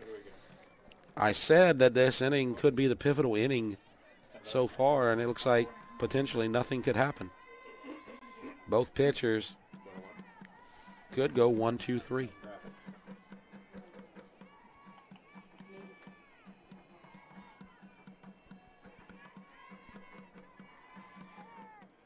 Vicknair had a 1, 2, 3 inning. Baker so far has had a 1-2 inning. Blanchard takes the ball. She has flied out to short and flied out to right on a great catch by Bradbury. I know you've heard that already. Ball 2. We've talked about how she's a great hitter, and she's .481. She's got the lead, our team lead in RBIs. Over the last couple of games, we haven't seen her have a hit, though. So she's due for a hit.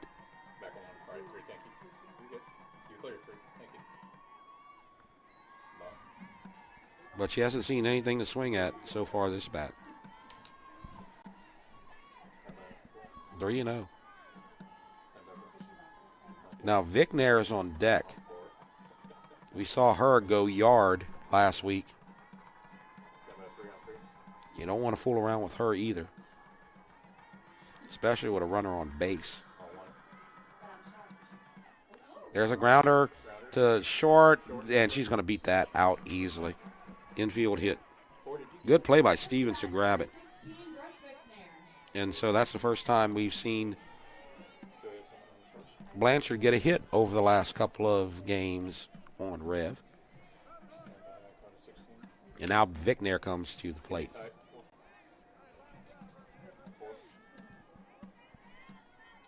She has home run power, 6 on the season. You saw her hit one to dead center field in a stiff wind last week. Ball 1.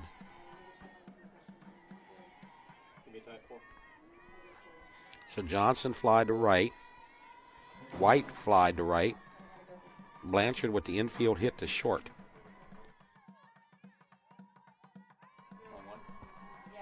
Two outs. 1-0, runner on first. 1-run lead. Runner going, and the ball gets away to center field, and that might be a good thing because that throw might have been on time. Well, it's a stolen base. Regina Blanchard, that's number 9 on the year. So now a single would give Dutchtown the insurance run they need.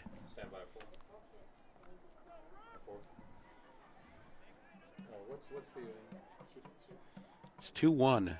Dutchtown has not scored since the bottom of the first inning. Baker has shut them down. Grounder. What a stab by Touye, throwing on the knees to first for the third out. Great play by Caden Touye, and that will retire the side. You look at the replay, no runs on one hit. No errors, one left. We go to the 6-2-1 Dutchtown. You're watching the Rev Game of the Week. Athletic training staff of Dutchtown High School would like to thank the following sponsors for their support of our Griffins Sports Medicine Program. Cypress Roofing, SCC Heating and Cooling, Raising Cane's in Prairieville, Hollis Orthodontics. My name is Tamika Brooks, and I can tell you that REV Internet is the bomb. When I switched my services to REV, the people who came to set up were amazing. They were local, they were friendly, they were home. I really enjoyed it. I have not had a service call. When I'm doing conference calls, I cannot have buffering. It is a no-no when I'm with a client. I do not want to appear unprofessional. So REV has had me in the sweet spot the last 4 years. If you're looking for the best fiber internet, I highly recommend REV.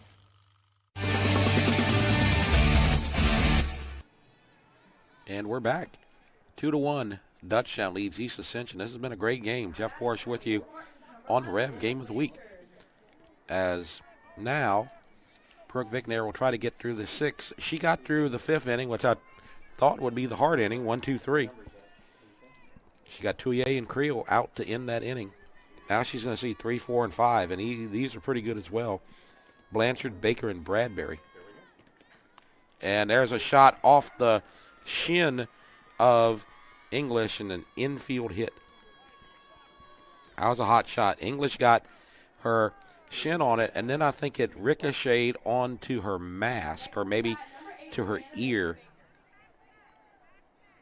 And they're going to look at her to make sure she's okay. Reflex is just not quick enough, and you can understand why that ball was a shot. That is only the second hit of the day for East Ascension, and we're going to get a courtesy runner. Look at it right here. It definitely hit her on that face mask.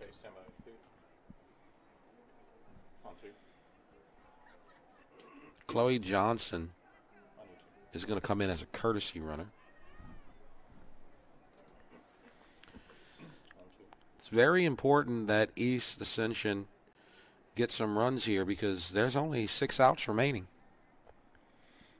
And for Dutchtown, Vicknair really needs to limit the base runners right here because if she can get a pretty clean inning here in the 6th, you may run into a situation in the 7th where Touye may not get another at-bat. You don't want to see her in the top of the 7th with the game on the line.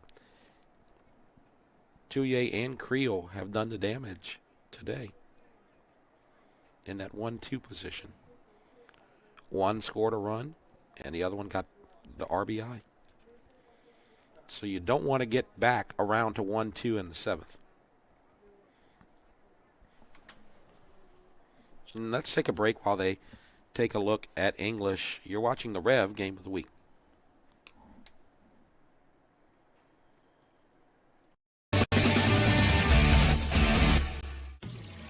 BT Chapman and AJ Pickett with Advantage Therapy. are honored and excited to team up with Dutchtown High School's athletics. At Advantage Therapy, we are dedicated to helping our patients regain the highest possible functional status through one-on-one patient care. Advantage Therapy has spent nearly 2 decades providing both outpatient orthopedic physical therapy and occupational therapy to the people of Ascension and surrounding parishes.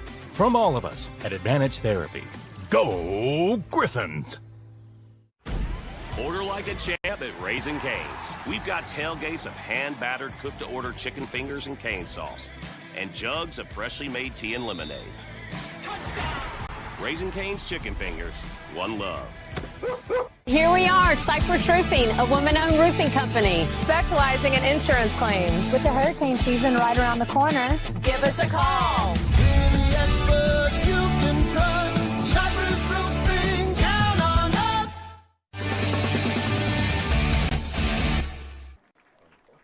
And we're back. And there's Jake. Jeff Horsch with you. And Sophia English is going to stay in the game. They got her mask fixed. The way it looked was that Blanchard gave her a shot that may have gotten off of her foot or her shin, and then it took a carom off of that right into either her face mask or maybe her ear. And it looks like they're going to keep her in the game. Looks like she's okay. And Savannah Baker will come to the plate. She's dropping a bunt at first. Throw in time for the sacrifice, so it'll be a 1-4 sacrifice. And I'm sure the coach, Tony, will take that because the tying run is now at second. So 1 out, and Bradbury comes to the plate. She's 0 for 2. But how many times have we seen the player that makes the great defensive plays comes back with a big offensive play? She's robbed a couple of Lady Griffins in right field so far today. Ball 1. 2-1. Tying run. Courtesy runner at second.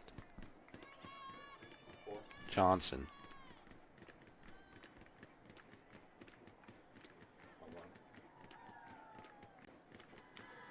A little bit ahead. 1-1. Top of the 6th. 1 out.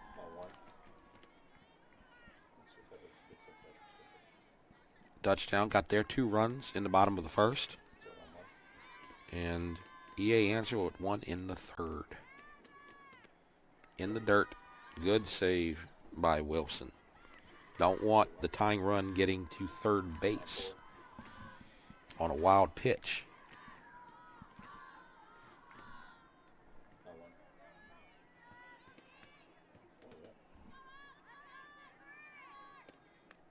And that one just misses outside. 3-1 to Bradbury.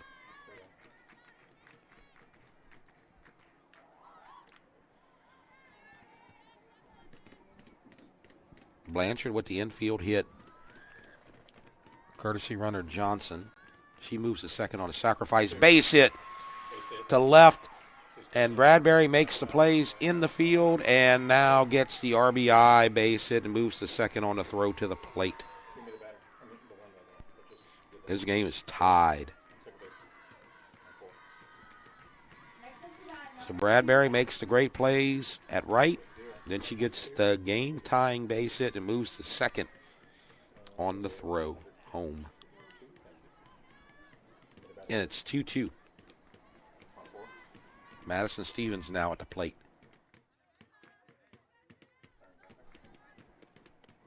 In the dirt. 1-0. 1 run this inning ties it. And now the go-ahead run is at second.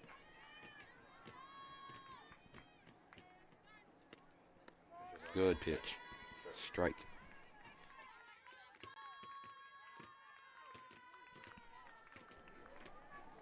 Good shot Alan Bradbury.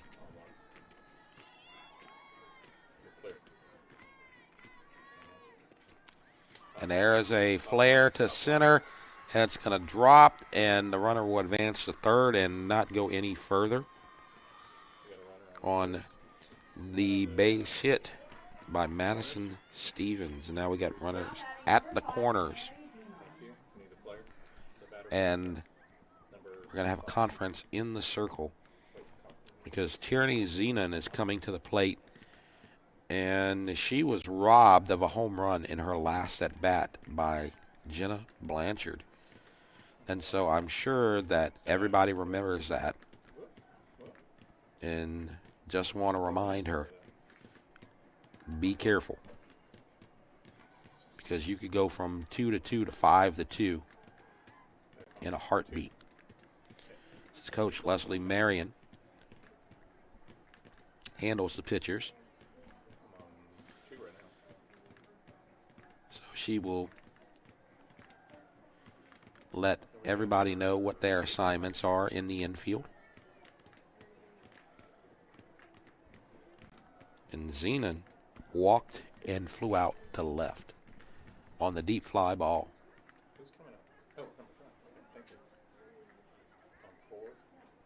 So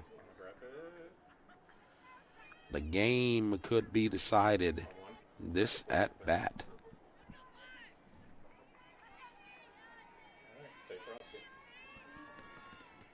Go ahead run at third. Strike called.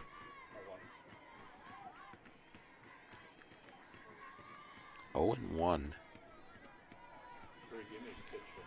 Bradbury at third. She drove in the tying run. Madison Stevens at first. 0 and 1. High. Runner goes to second and no throw. Faked the throw. Quick shot back to the pitcher just in case Bradbury thought about going. Coach Tony and Bradbury not fooled. And that one's low. It gets away. Runner coming to the plate, and EA takes the lead. And the runner at second advances to third. EA leads 3-2. Wilson has done a good job of protecting the plate on those low pitches, but she could not save it right there. And now a second run is scored this inning for the Lady Spartans. And now the count is 3-1.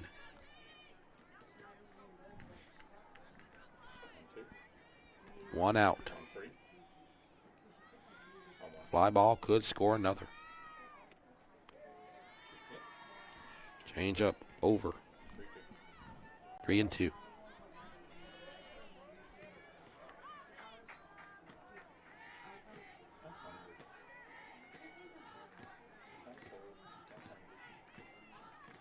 Three, two, one out. Runner at third. EA with the lead. Fouled. Before this inning started, Vic Nair had only given up one base hit. So far this inning, she's given up 3. One was an infield hit. Another one was a flare to short center behind second base. And the other one was a solid shot. And she swings and it gets away, and she will reach first base and another run will score. So you get the strike out, but Zenon will reach first as the ball got away from Kaylee Wilson again. And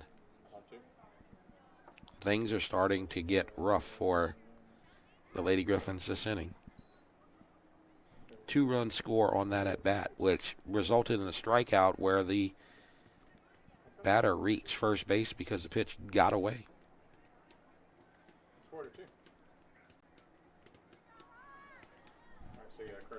So now courtesy runner for Zenon. This is Hartley Berthelot,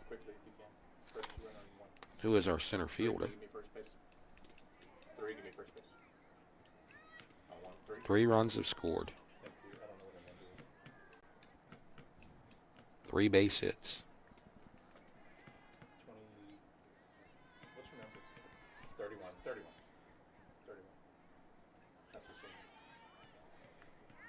And this is going to be Avery Stevens.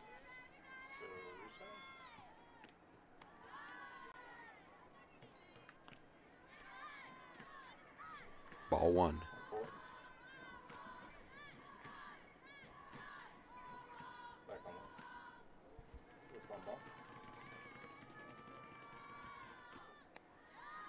Ball 2.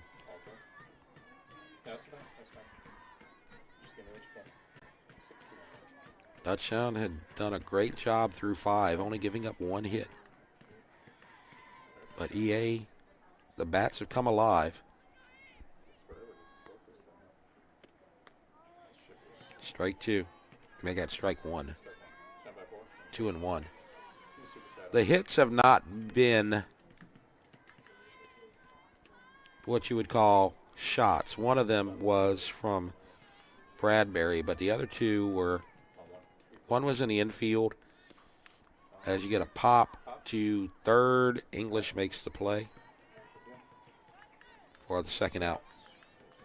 And now Z. Jackson comes to the plate.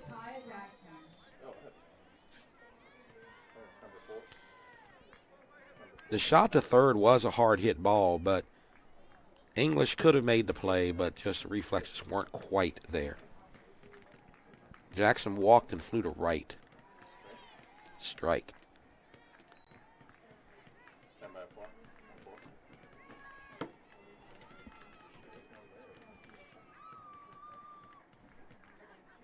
So far, 3 runs on 3 hits. Fly to right. Acord is there, makes the catch. So the inning is over for East Ascension, but they scored 3 runs on 3 hits. And 1 Lady Spartan left on base, so it's moved from 2-1 Dutchtown to 4-2 East Ascension as we go to the bottom of the 6th. And over the last 5 years, there have been some familiar teams playing for state championships in 5A. Dutchtown played for the championship last year but lost to Sam Houston by a score of 3-2. So 1 run away, but not quite there.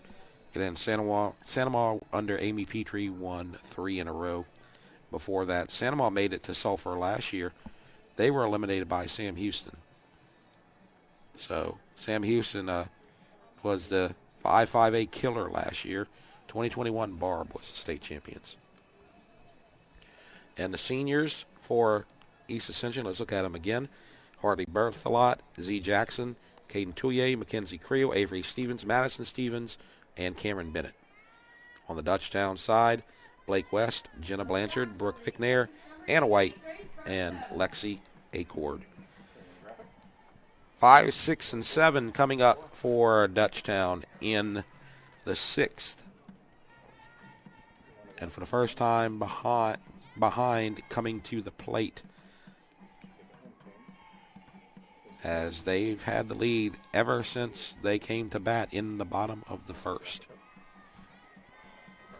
But EA has turned a 2-1 deficit to a 4-2 lead in first pitch to Grace Berto as a strike. She singled, drove in a run, and had a sacrifice to center. Sacrifice moved Vic Nair's courtesy runner to third.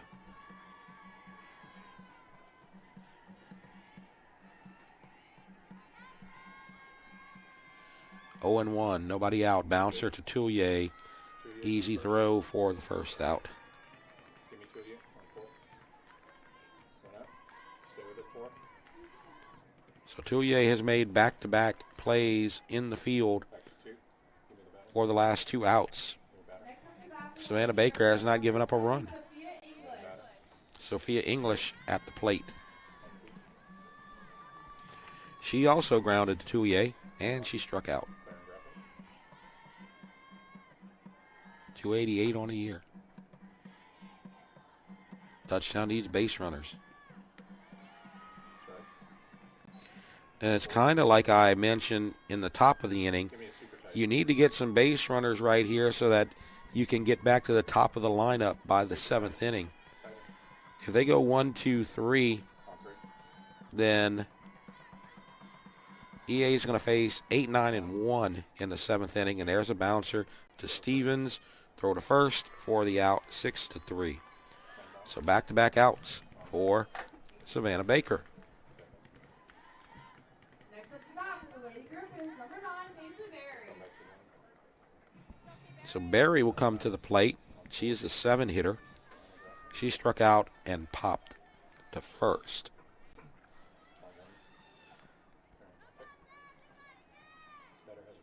It's important to get some base runners, like I said.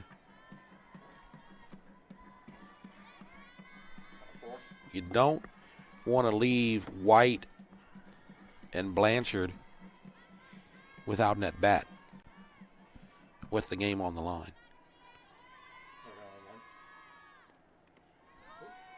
Low.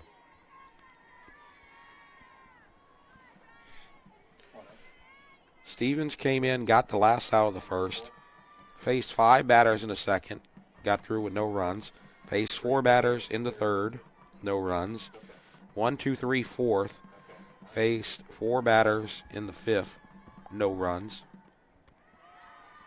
and now has a 1-2 start to this inning. 1-1. 4-2 East Ascension.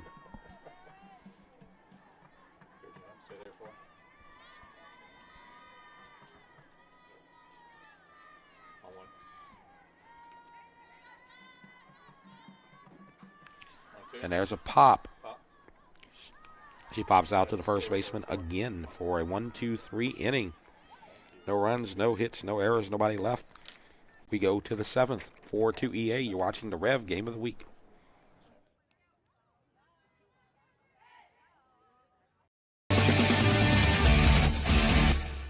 Dr. Brian Hollis is Ascension Parish's orthodontist.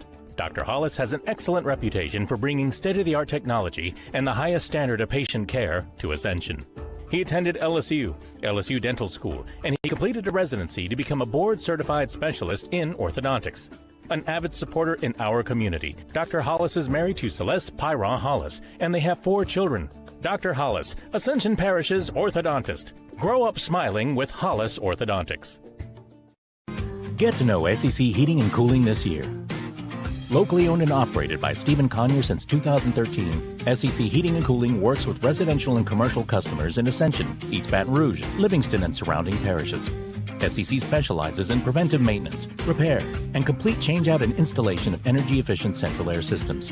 From professional sales and expert installation of central AC systems to repairs and ductless AC systems, we can handle all your needs. For total peace of mind, call SEC today.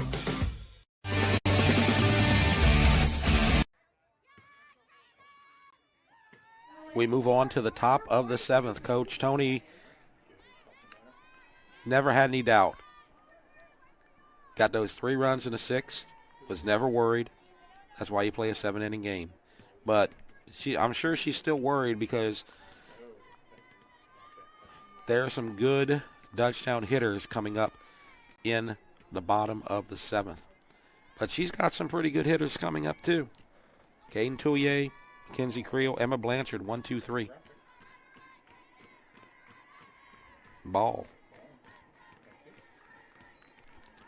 Touye doesn't have a hit, but she has a run and a stolen base. Flew to center, fielder's choice, grounded to third. Grounded to third, English, quick throw in time. English to Barry, 5-3 for the first out. Busy week for us here on Rev, here at Dutchtown. We'll be back on Thursday for baseball. We'll tell you about that at the bottom of the inning. Dutchtown baseball off to a really good start in district. Swept Prairieville last week. Ball low.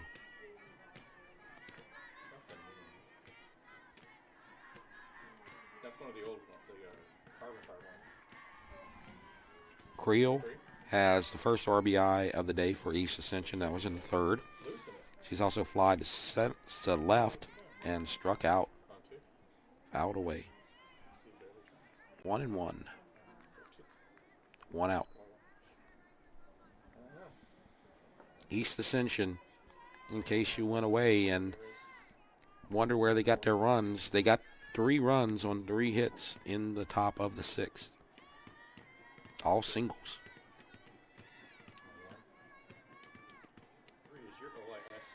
In fact, I believe there's only been 1 extra base hit, and that was a double by Vicknair.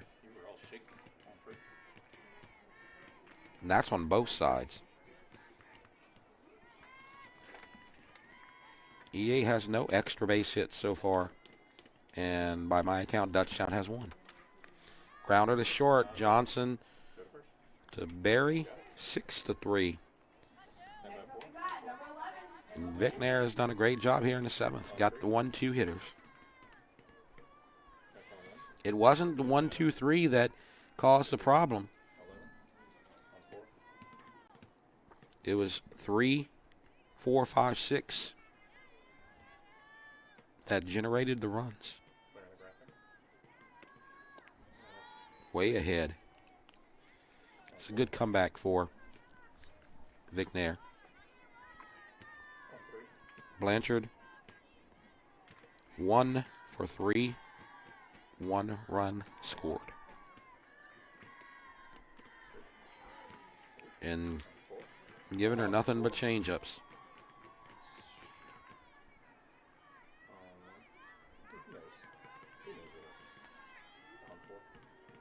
Possibly setting up for a dramatic bottom of the 7th. Set up outside, didn't take the bait.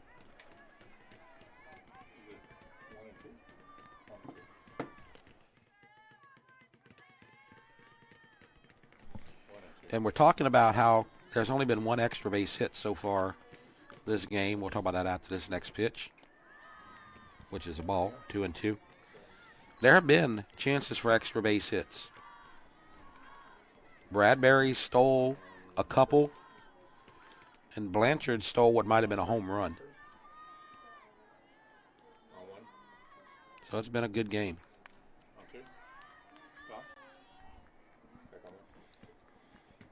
This is what you come to expect from 5A softball,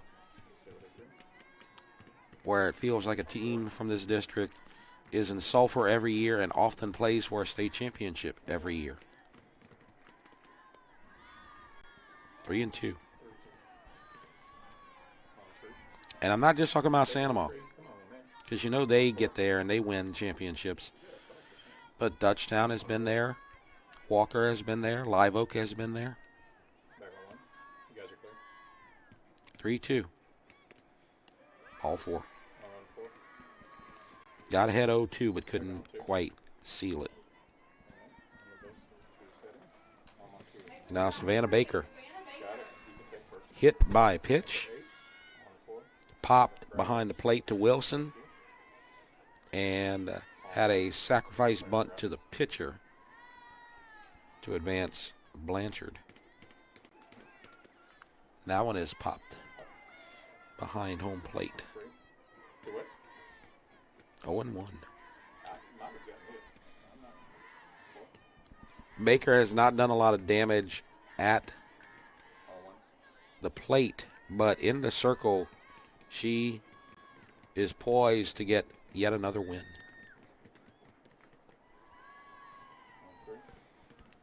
One and one.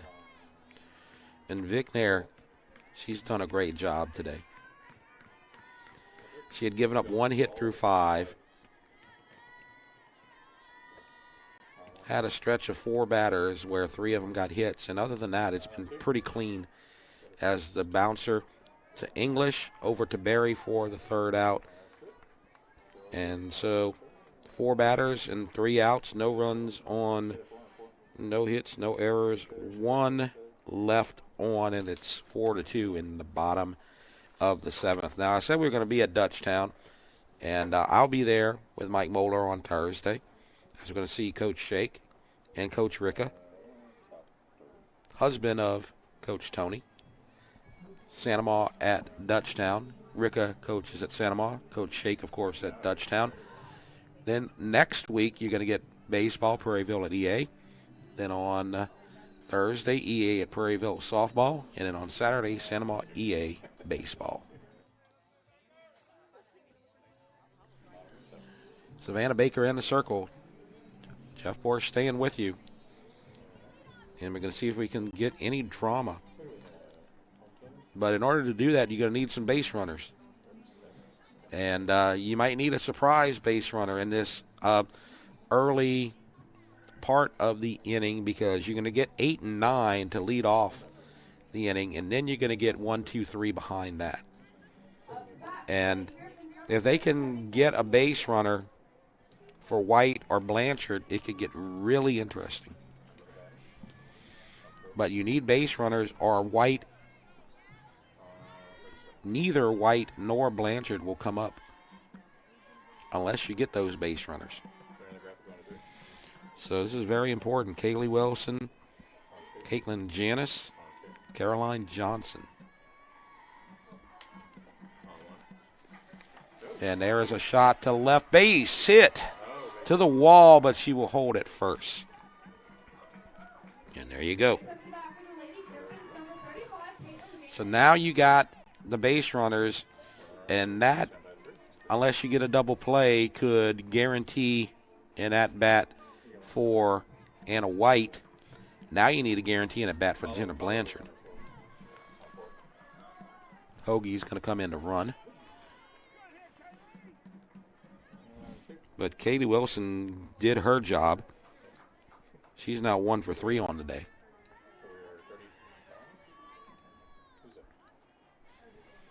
Janice is 1 for 2.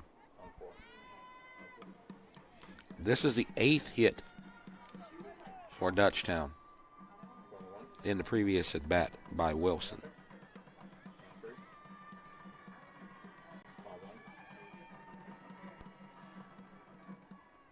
And it's outside.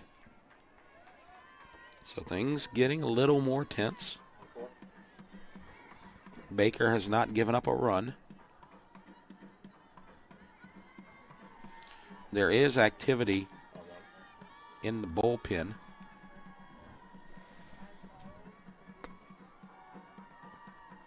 Looks like Kia Thodil. And there's a drive to right, and can Bradbury get to it? No. Foul ball. Took that one for a ride. 1-1.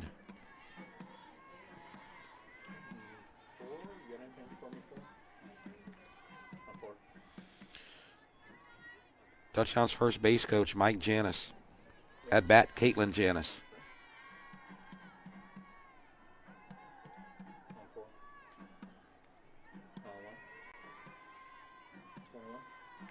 I'm sure he's very interested in the outcome of this at bat. On the outside corner. Right where Avery Stevens set up, and it's 1-2.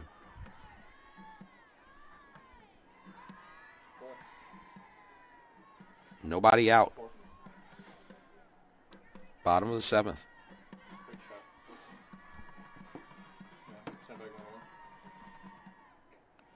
High. 2-2.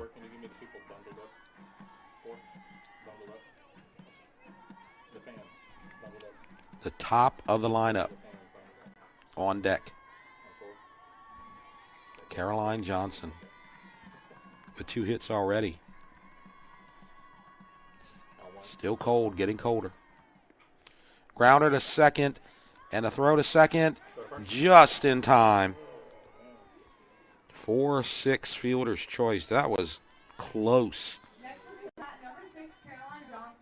Look at the replay.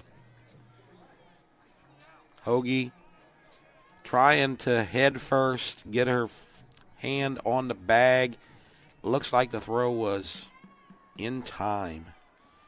And we're going to get timeout as now you're going to face Caroline Johnson and Anna White, and you don't want to put those on for Jenna Blanchard. You see a close-up of pitching coach for East Ascension, Ron Porsche, as I said a couple of weeks ago. No relation. Although I do know him, and we have talked about that.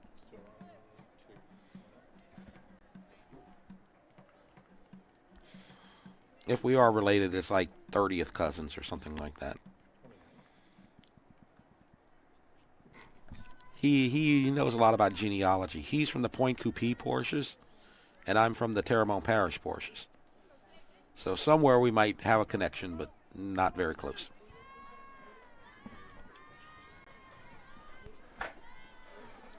Anyway, enough about my genealogy, because I'm sure you were interested in that. Johnson, 2 for 3. 2 singles and a fly to right.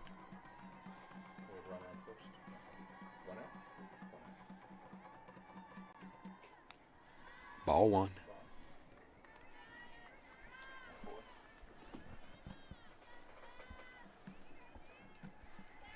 Dutchtown, nervous.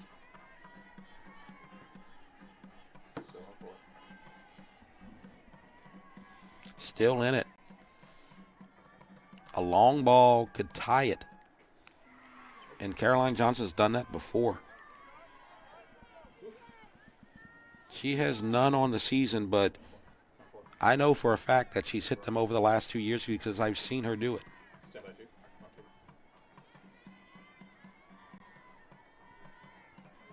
So things getting much more interesting now. Grounder to third. What a stop by Touye. Throw to second gets away, and everybody's safe. E5. First error of the game for either team. And now it's set up for Jenna Blanchard to get on deck. So unless there's a double play, she will get an at-bat.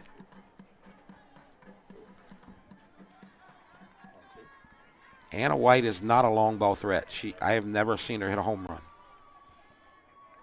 And we've seen her for 4 years. But she's a .393 hitter. And there's a shot. It's going to drop, and they're going to send the run home, and the play at the plate, safe. And it's 4-3. And the runners are at first and second. RBI for Anna White, her second of the day. And now things are really interesting.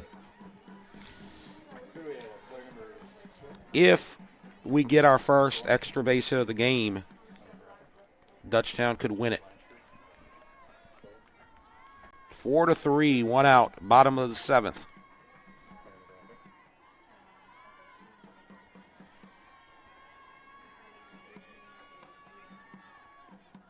And it gets away, runner going to third, safe.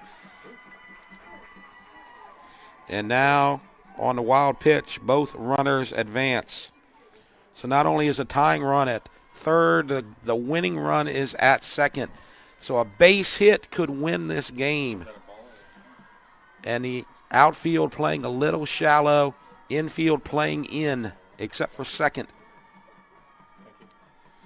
4-3. Blanchard. Oh, made contact but foul. 1-1.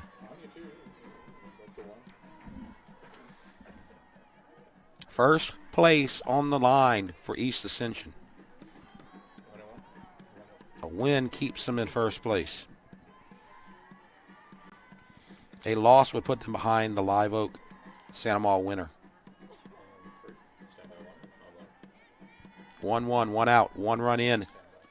Gets away. A little outside, excuse me. 2-1. They're a little more excited now. And if she can't do it, you have Vic Nair on deck. First base is open. It looks like they're going to pitch to Blanchard, though.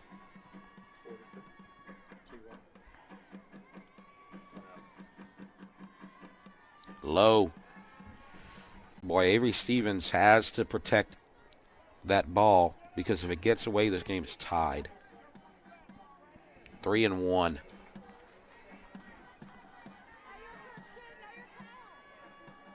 A walk does not score a run. First base is open.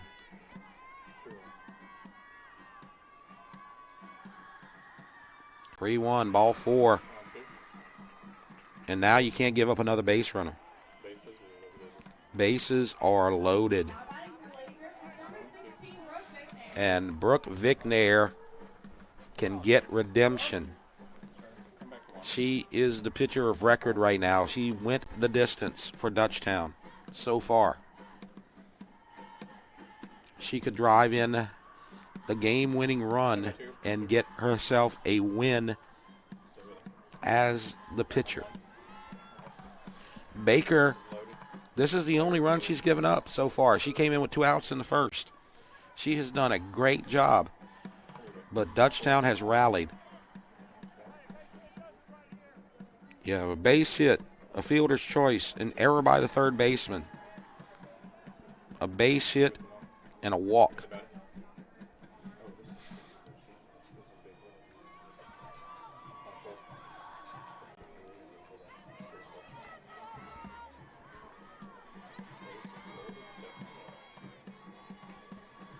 And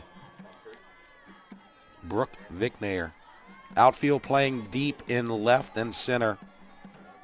Bradbury playing about medium depth. Infield is in.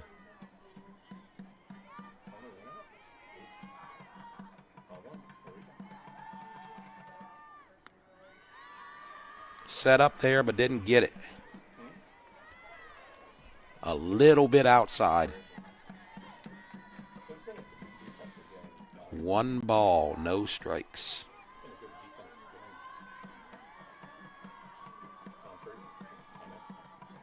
Can't give up a base runner. Oh, chased the outside pitch. 1-1.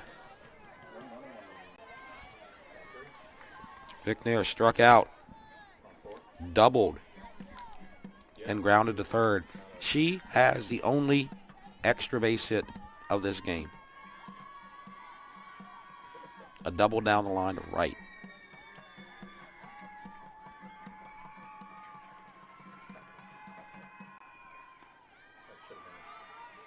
Outside corner, not taking the bait, and it's 2-1. We've seen that pitch get called a couple of times tonight. This at bat, 0 for 2 on that outside corner. 2-1, 4-3, bases loaded, 1 out. Dutchtown could win it on 1 swing. Gets away, runner coming to the plate, tie game.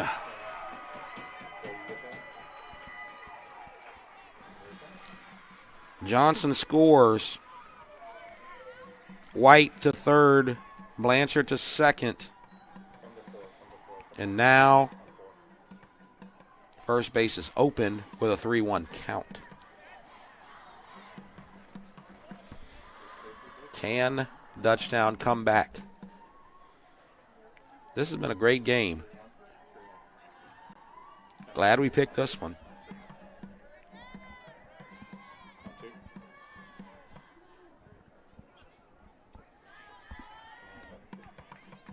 Two runs in the first, 2 runs in the 7th. We are tied.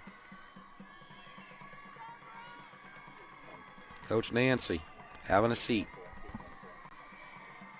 3-1. Let's see what she gets. Infield still in. Ball 4. And now Grace Berto comes to the plate, a freshman. Berto got the second RBI on a single to right. Sacrifice to center. Grounded to third. 4-4. Now everybody's playing in. Outfield playing in, infield playing in.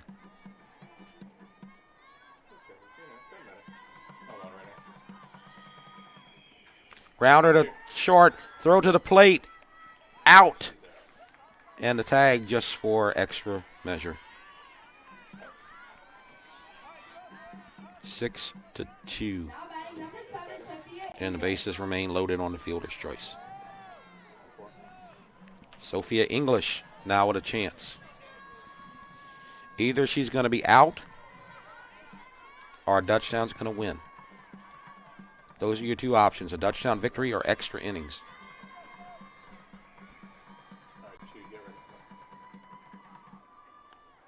Strike. That time she hit that corner.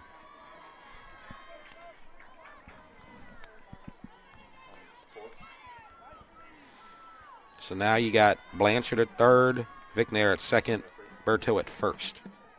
But 2 outs, and everybody drops back. And there's a fly to center, and it is caught, and we have extra innings.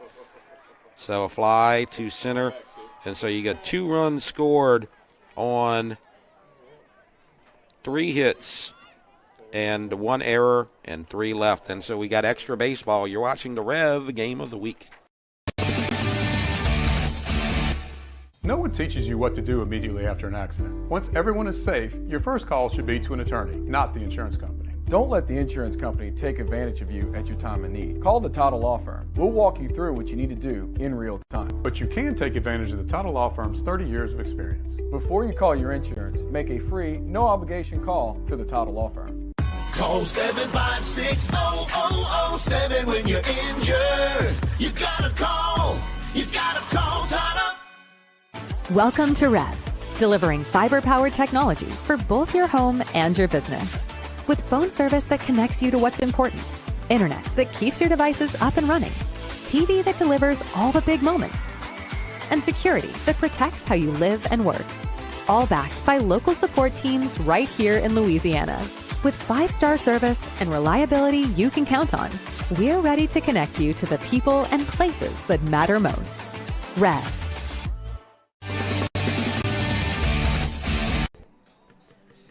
So it's going to get colder because the sun is going down, and we are still here at Lady Griffin Park. I'm Jeff Porsche, and we have extra softball tonight, 8th inning.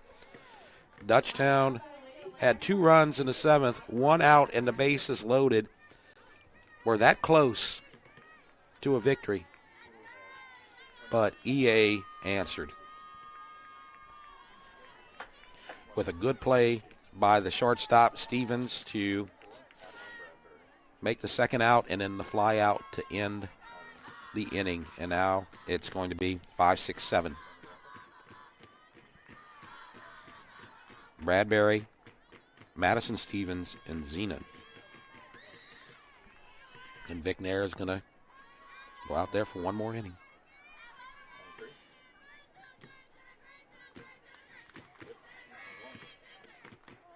Strike.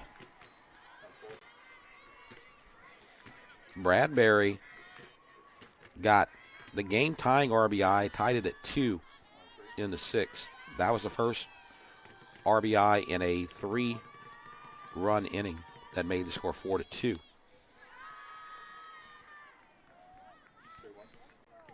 So 2-1 to count. Dutchtown took a 2-0 lead after the first. EA cut it to 2-1 in the 3rd. Took the 4-2 lead in the 6th. Dutchtown answered with 2 in the 7th. And we're in the 8th. Fouled away. 2-2. So Bradbury grounded to second, popped to second, singled to left, and scored a run.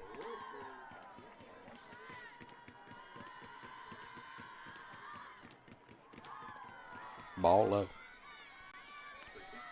Vicknair has had a great game in the circle. She had that 4-batter hiccup in the 6th where they got the 3 runs. But other than that, she's been great.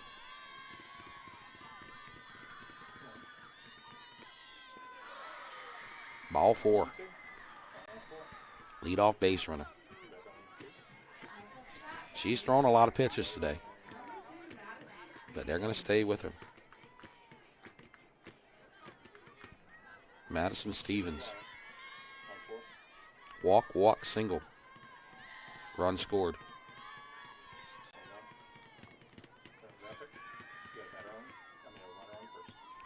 And the bunt, foul. English let it roll. Probably the right decision.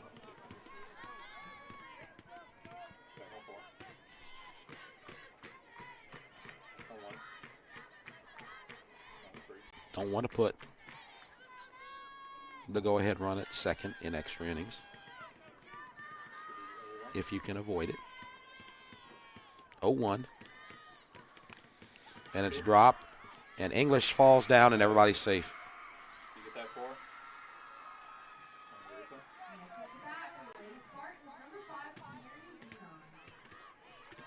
As you look right there, and she slipped. I think we might call that an infield hit. That would be a tough error to get right there. She may not have had to throw. It was a good bunt. Now Zenon. She walked, flew to the left, and reached on a strikeout, and she tries to bunt. And it's foul. She was robbed of a home run, perhaps, by Jenna Blanchard in the 4th inning. But now you want to get the go-ahead run at third. So this calls for a bunt. Drops it. Throw to first in time. 1 out. So a 5-4 sacrifice. And they're going to call it a foul ball. Hit home plate.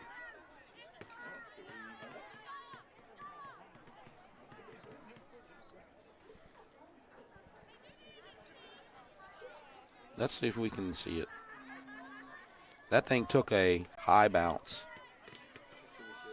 And it's going to be foul ball.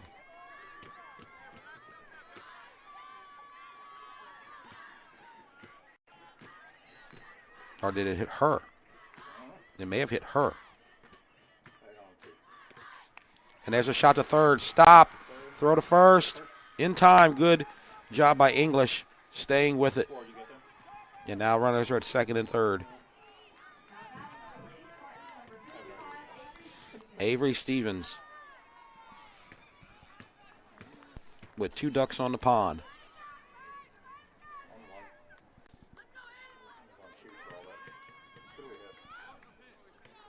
Avery Stevens 0 for 3. Fly to left, fly to center, pop to third. Leslie Marion will talk it over. Got to get this out right here.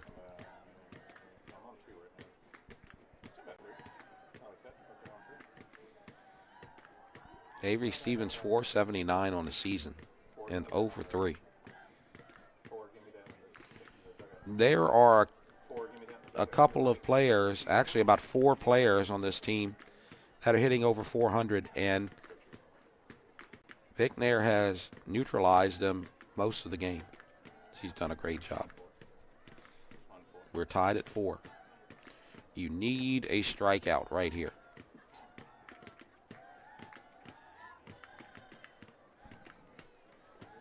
Z Jackson's on deck. Then you get to the top of the lineup with Touye. Although, so far, Vic Nair hasn't had any problems with Touye.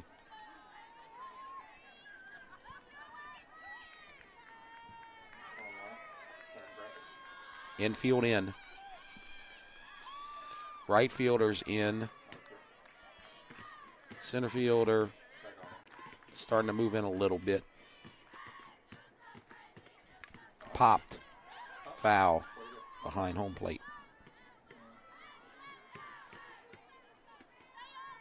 Fly ball could get the go-ahead run across. Even the Lady Griffins are cold.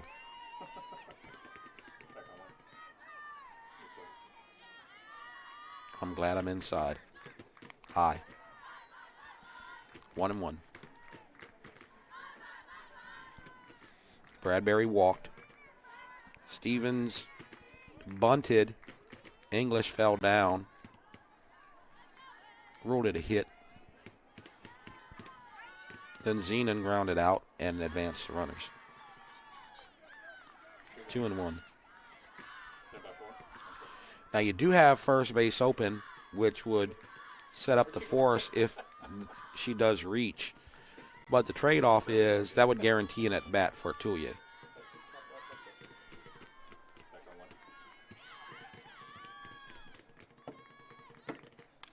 And there's a shot to left. It's going to fall. Base hit. 1 run is in. It gets away from the left fielder. 2 runs are in.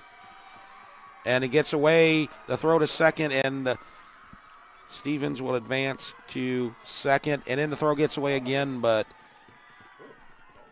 it is defended by English. So the base hit will score 2. An error by the left fielder will get the runner to second. So a base hit and an error and 2 RBIs, and now East Ascension leads 6-4. And now Z Jackson will come to the plate. And we're going to get a courtesy runner. I think that's 14. Bella Williams.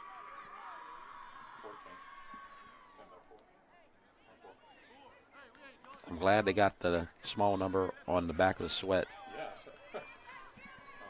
Or else we'd have no clue.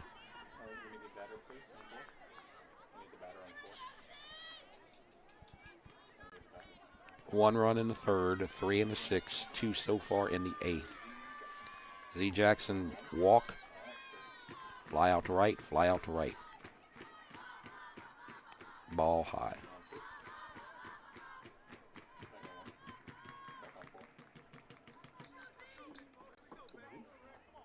This is going to be a tough loss for whichever team takes it today, because there have been opportunities for both teams to win this game. Ball high.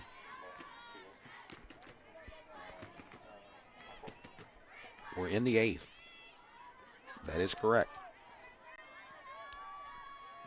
We were tied at 4 at the end of the 7th. Strike called.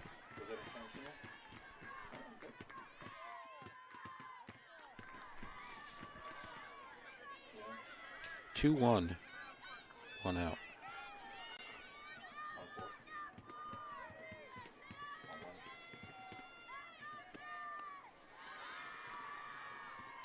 That one missed.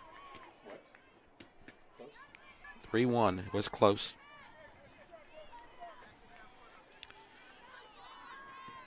Six hits so far.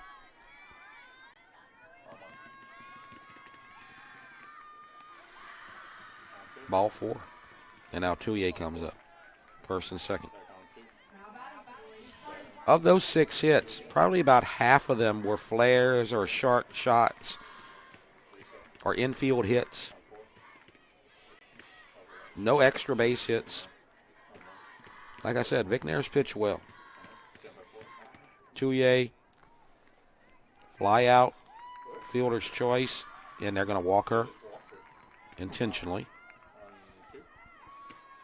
So she reaches base for the second time. She had a fly out, fielder's choice, grounder to third, and now Creel comes up with the bases loaded.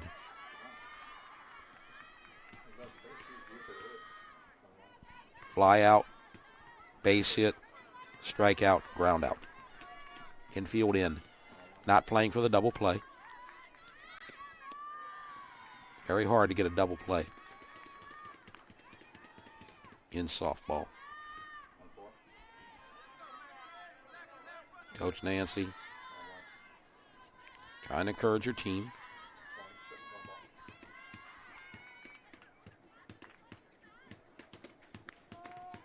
There's a strike. 1-1.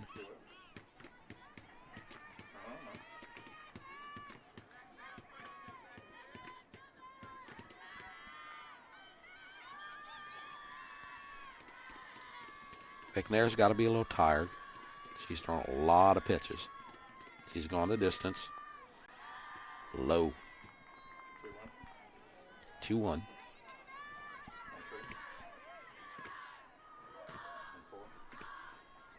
McNair's been in the circle all night for Dutchtown. Baker has been in the circle for EA since there were 2 outs in the first inning. Strike on the outside corner, I guess. That one might have been a little bit outside.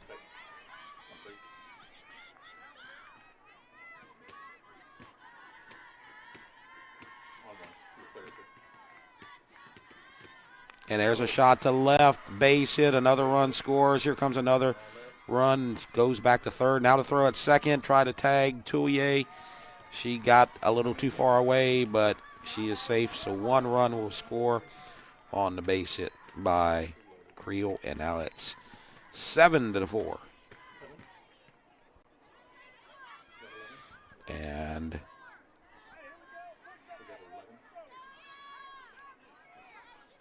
the merry-go-round continues as Emma Blanchard comes to the plate. 1 for 3 with a walk. Strike. Grounded to short, popped to short, singled and scored, and walked.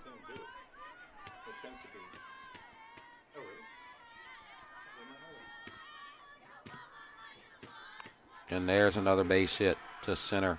1 run scores. Another run coming to the plate, and 2 runs are in, and it's now a 9-4 game. And the floodgates have opened. So now you got runners at first and second after back-to-back base hits. And Savannah Baker comes to the plate. And I think they're going to have to get McNair out of there.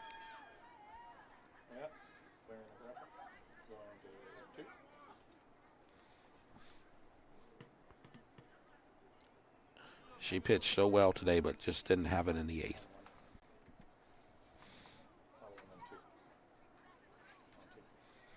And it looks like Raybon's going to come in to pitch.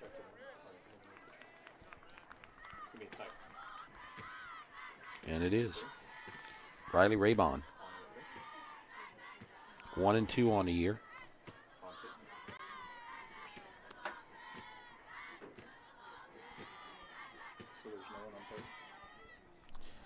Got runners at first and second. Creel is at second. Blanchard is at first. And Raybon will come in to the circle. Dutchtown was so close in the bottom of the 7th to ending this in regulation. Had 1 out, bases loaded, tie game. But a great play at short by Stevens to get the out at the plate, and then a fly out to Berthelot, and EA survived, and now they are thriving. So Vic Nair is going to go to first, and Barry will go to the dugout.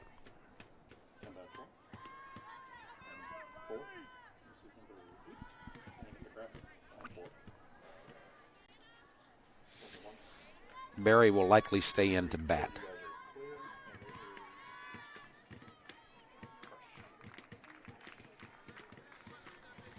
The way they did it was last week in this situation as a ball. They took out the designated player who was Janice.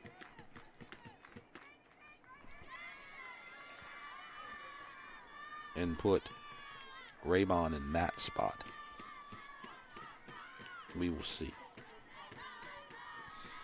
Either Barry or Janice is out of the game at the moment. Swing and a miss, and it gets away.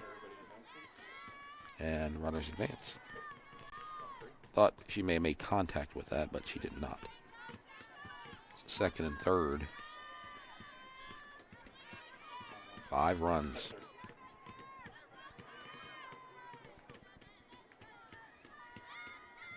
Four hits. Strike.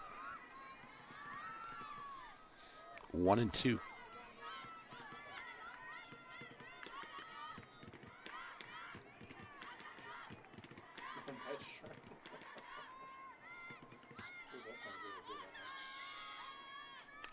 Fly ball to deep left. Home run. And this game is now 12-4. Savannah Baker wants that win pretty badly, I would think. She just hit a bomb. And now she's got an 8-run lead.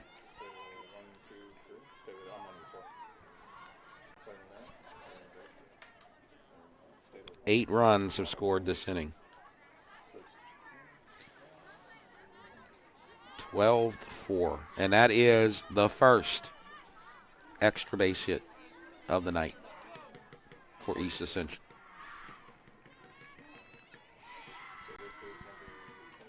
And now Bradbury comes up again for the second time. We've batted around.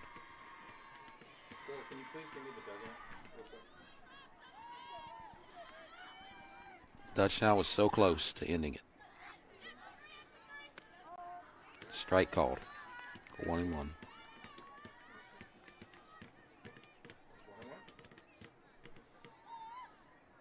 So unless DUTCHTOWN gets a miracle, East Ascension will stay in first place with Sanamaw, who beat Live Oak today. Pop too short for the out.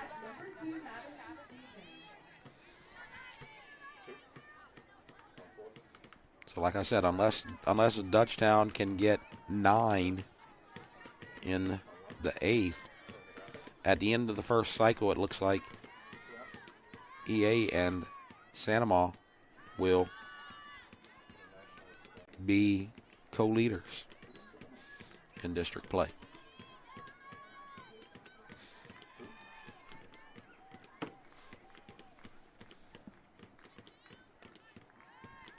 Low. Ball 2.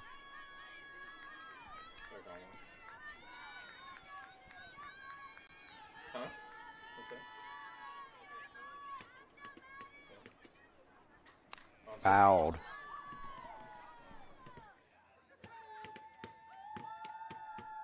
Two 1. It's funny because you see Coach Tony there in the third base, as the third base coach. Her expression all day has never changed. Ball, 3-1. She was down 2-0 in the first, had to pull her pitcher. She was cool. They took the lead. She was cool. DUTCHTOWN tied it up, still cool.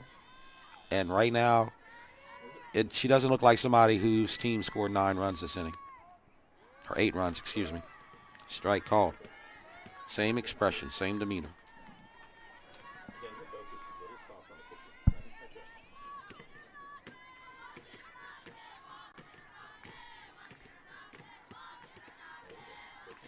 And she's got a lot of ties to DUTCHTOWN.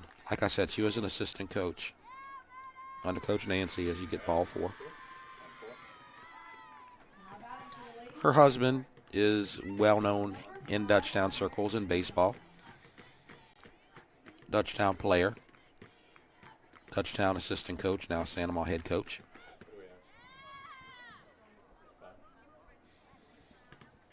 And Coach Nancy will let the home plate umpire know something.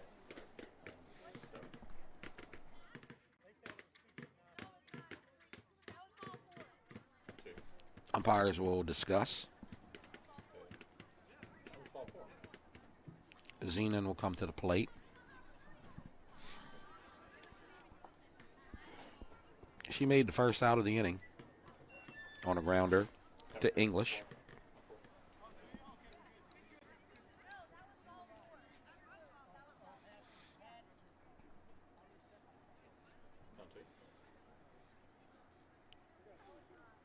Still don't know what's going on. Not going to speculate.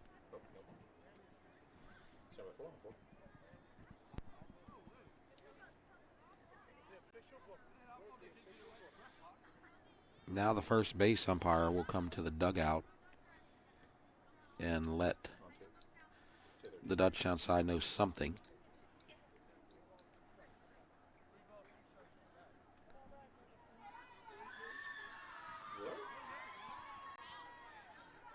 And it looks like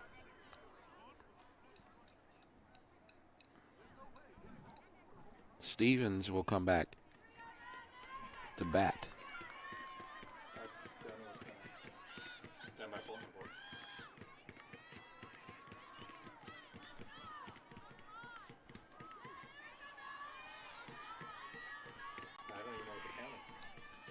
I have no idea what the count is.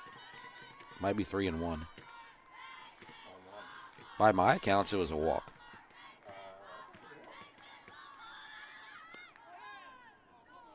And there's a strikeout. So they must have called something a strike. And now the home plate umpire is having a little discussion with the East Ascension fans, thinking, what was that? And don't know if he can explain it to them. Of course, East Ascension is going to be upset that they had a runner on base and they were called out, but they can't be too upset because they just got 8 runs this inning. 1, 2,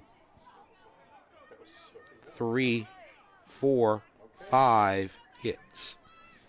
8 runs on 5 hits. And 1 error and nobody left. So now we go to the bottom of the 8th. And Dutchtown down to their last 3 outs again for the second inning in a row. They were down 2 in the 7th. They were able to get 2 and loaded the bases with 1 out. And it looked like they might pull it off, but they did not. Now they're down 8. And it's going to, the word I like to use is Herculean. It's going to require a Herculean effort to get back in this game.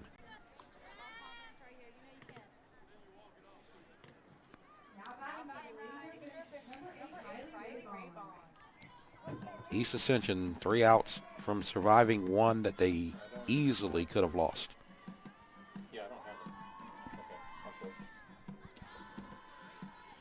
So you're going to get, actually, we're going to get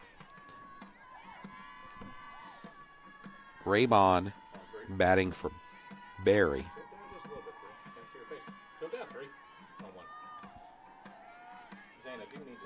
So this is Raybon in Barry's spot. So she did not take Janice's spot. She took Barry's spot, which means that Janice would likely bat 3rd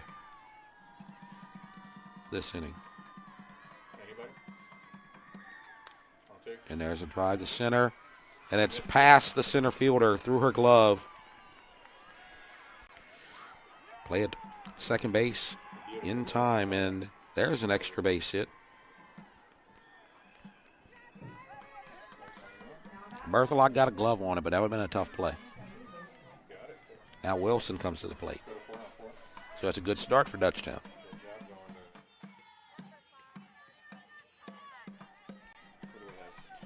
We got that Santa Ma Dutchtown baseball game on Thursday in game 1 of the 2-game series at Santa Ma. Santa Ma is leading right now 4-2 in the 6th.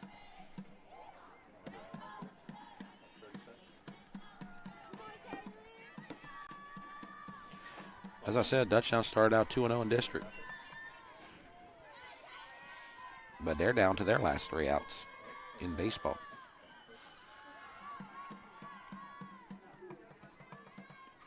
Grounder to short. And a throw in time. Stevens to Blanchard. We do have a courtesy runner at second. Not sure. think it's 5. Jocelyn Chalmers. 1 out. Janice at the plate. Single. Ground out, fielder's choice. Oh, swung at a bad pitch. 0-1. Now, Dutchtown has the top of their lineup coming up after Janice. But they need a lot of runs.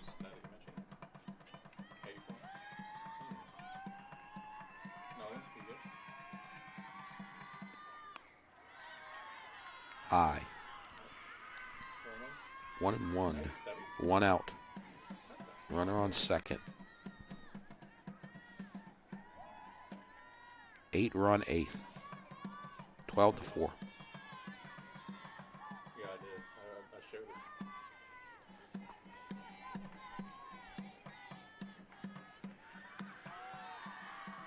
Strike. I know somebody is tuning into this game live right now for the first time, and you're looking at it and you're saying, oh, EA must have just completely destroyed Dutchtown. This is extra innings, y'all. And Dutchtown had a chance to win it in the bottom of the inning, but couldn't pull it off. There's a fly to left, caught by Z. Jackson. Now the top of the lineup, and Johnson. This 8th inning does not represent what this game was about for the first 7. EA likely to win, but it wasn't easy.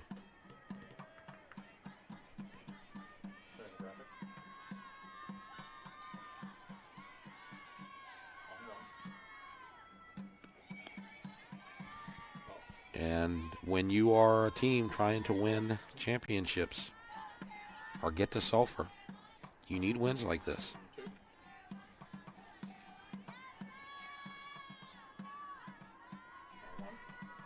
And you need Savannah Baker to have the game that she's been having in the circle.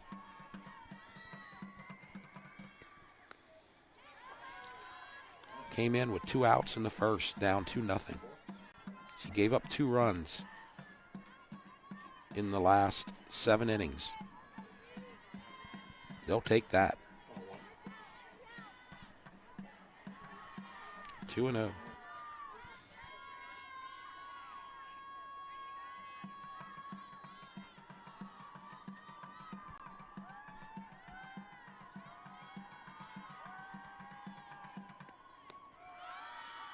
Strike. 2-1.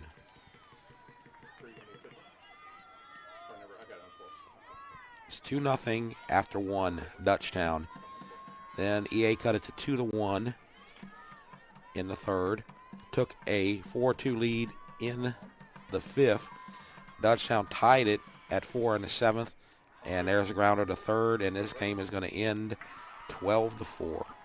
As Touye makes the play for the third out. So no runs on 1 hit, no errors, 1 left on base. And in extra innings, East Ascension survives. I guess that's the best word you can use for tonight's game. East Ascension survives a late run by Dutchtown and then pulls away in the 8th with 8 runs in the top of the inning, and they defeat Dutchtown by a score of 12-4. And so through the first half of district play, East Ascension will finish with a 5-1 record, and they will improve to 13-4. Dutchtown will drop to 2-4 in district after their first go round, and they will drop to 10-9 on the season, as you see the circle. And as we said, these two coaches know each other and have a healthy respect for each other. So do these teams and their players. As you see, Touye and Vickner having a talk with Anna White And I'm sure Touye is going up to her and saying, dude, whatever you did, I didn't like it because you got me out a lot today, and nobody gets me out. So they're definitely talking about that, but a lot of respect. And so that's good to see after a game like this. And so you see the two teams meeting and talking it over with their coaches. And if you look at the schedule, we're going to be back on Thursday. We're going to be back at Dutchtown for Game 2 of baseball in that series, Santa Ma against Dutchtown. Next week, Prairieville at EA baseball, EA at Prairieville softball, Santa Ma at EA baseball. And that's going to do it for our broadcast for tonight. Got to get my voice back for Thursday. So our final score, EA 12, Dutchtown 4 for Andre and for Jake and Nolan and Zane and Lyle Boudreau producing. I'm Jeff Borsch. Thanks for joining us. We'll see you Thursday on the REV Game of the Week.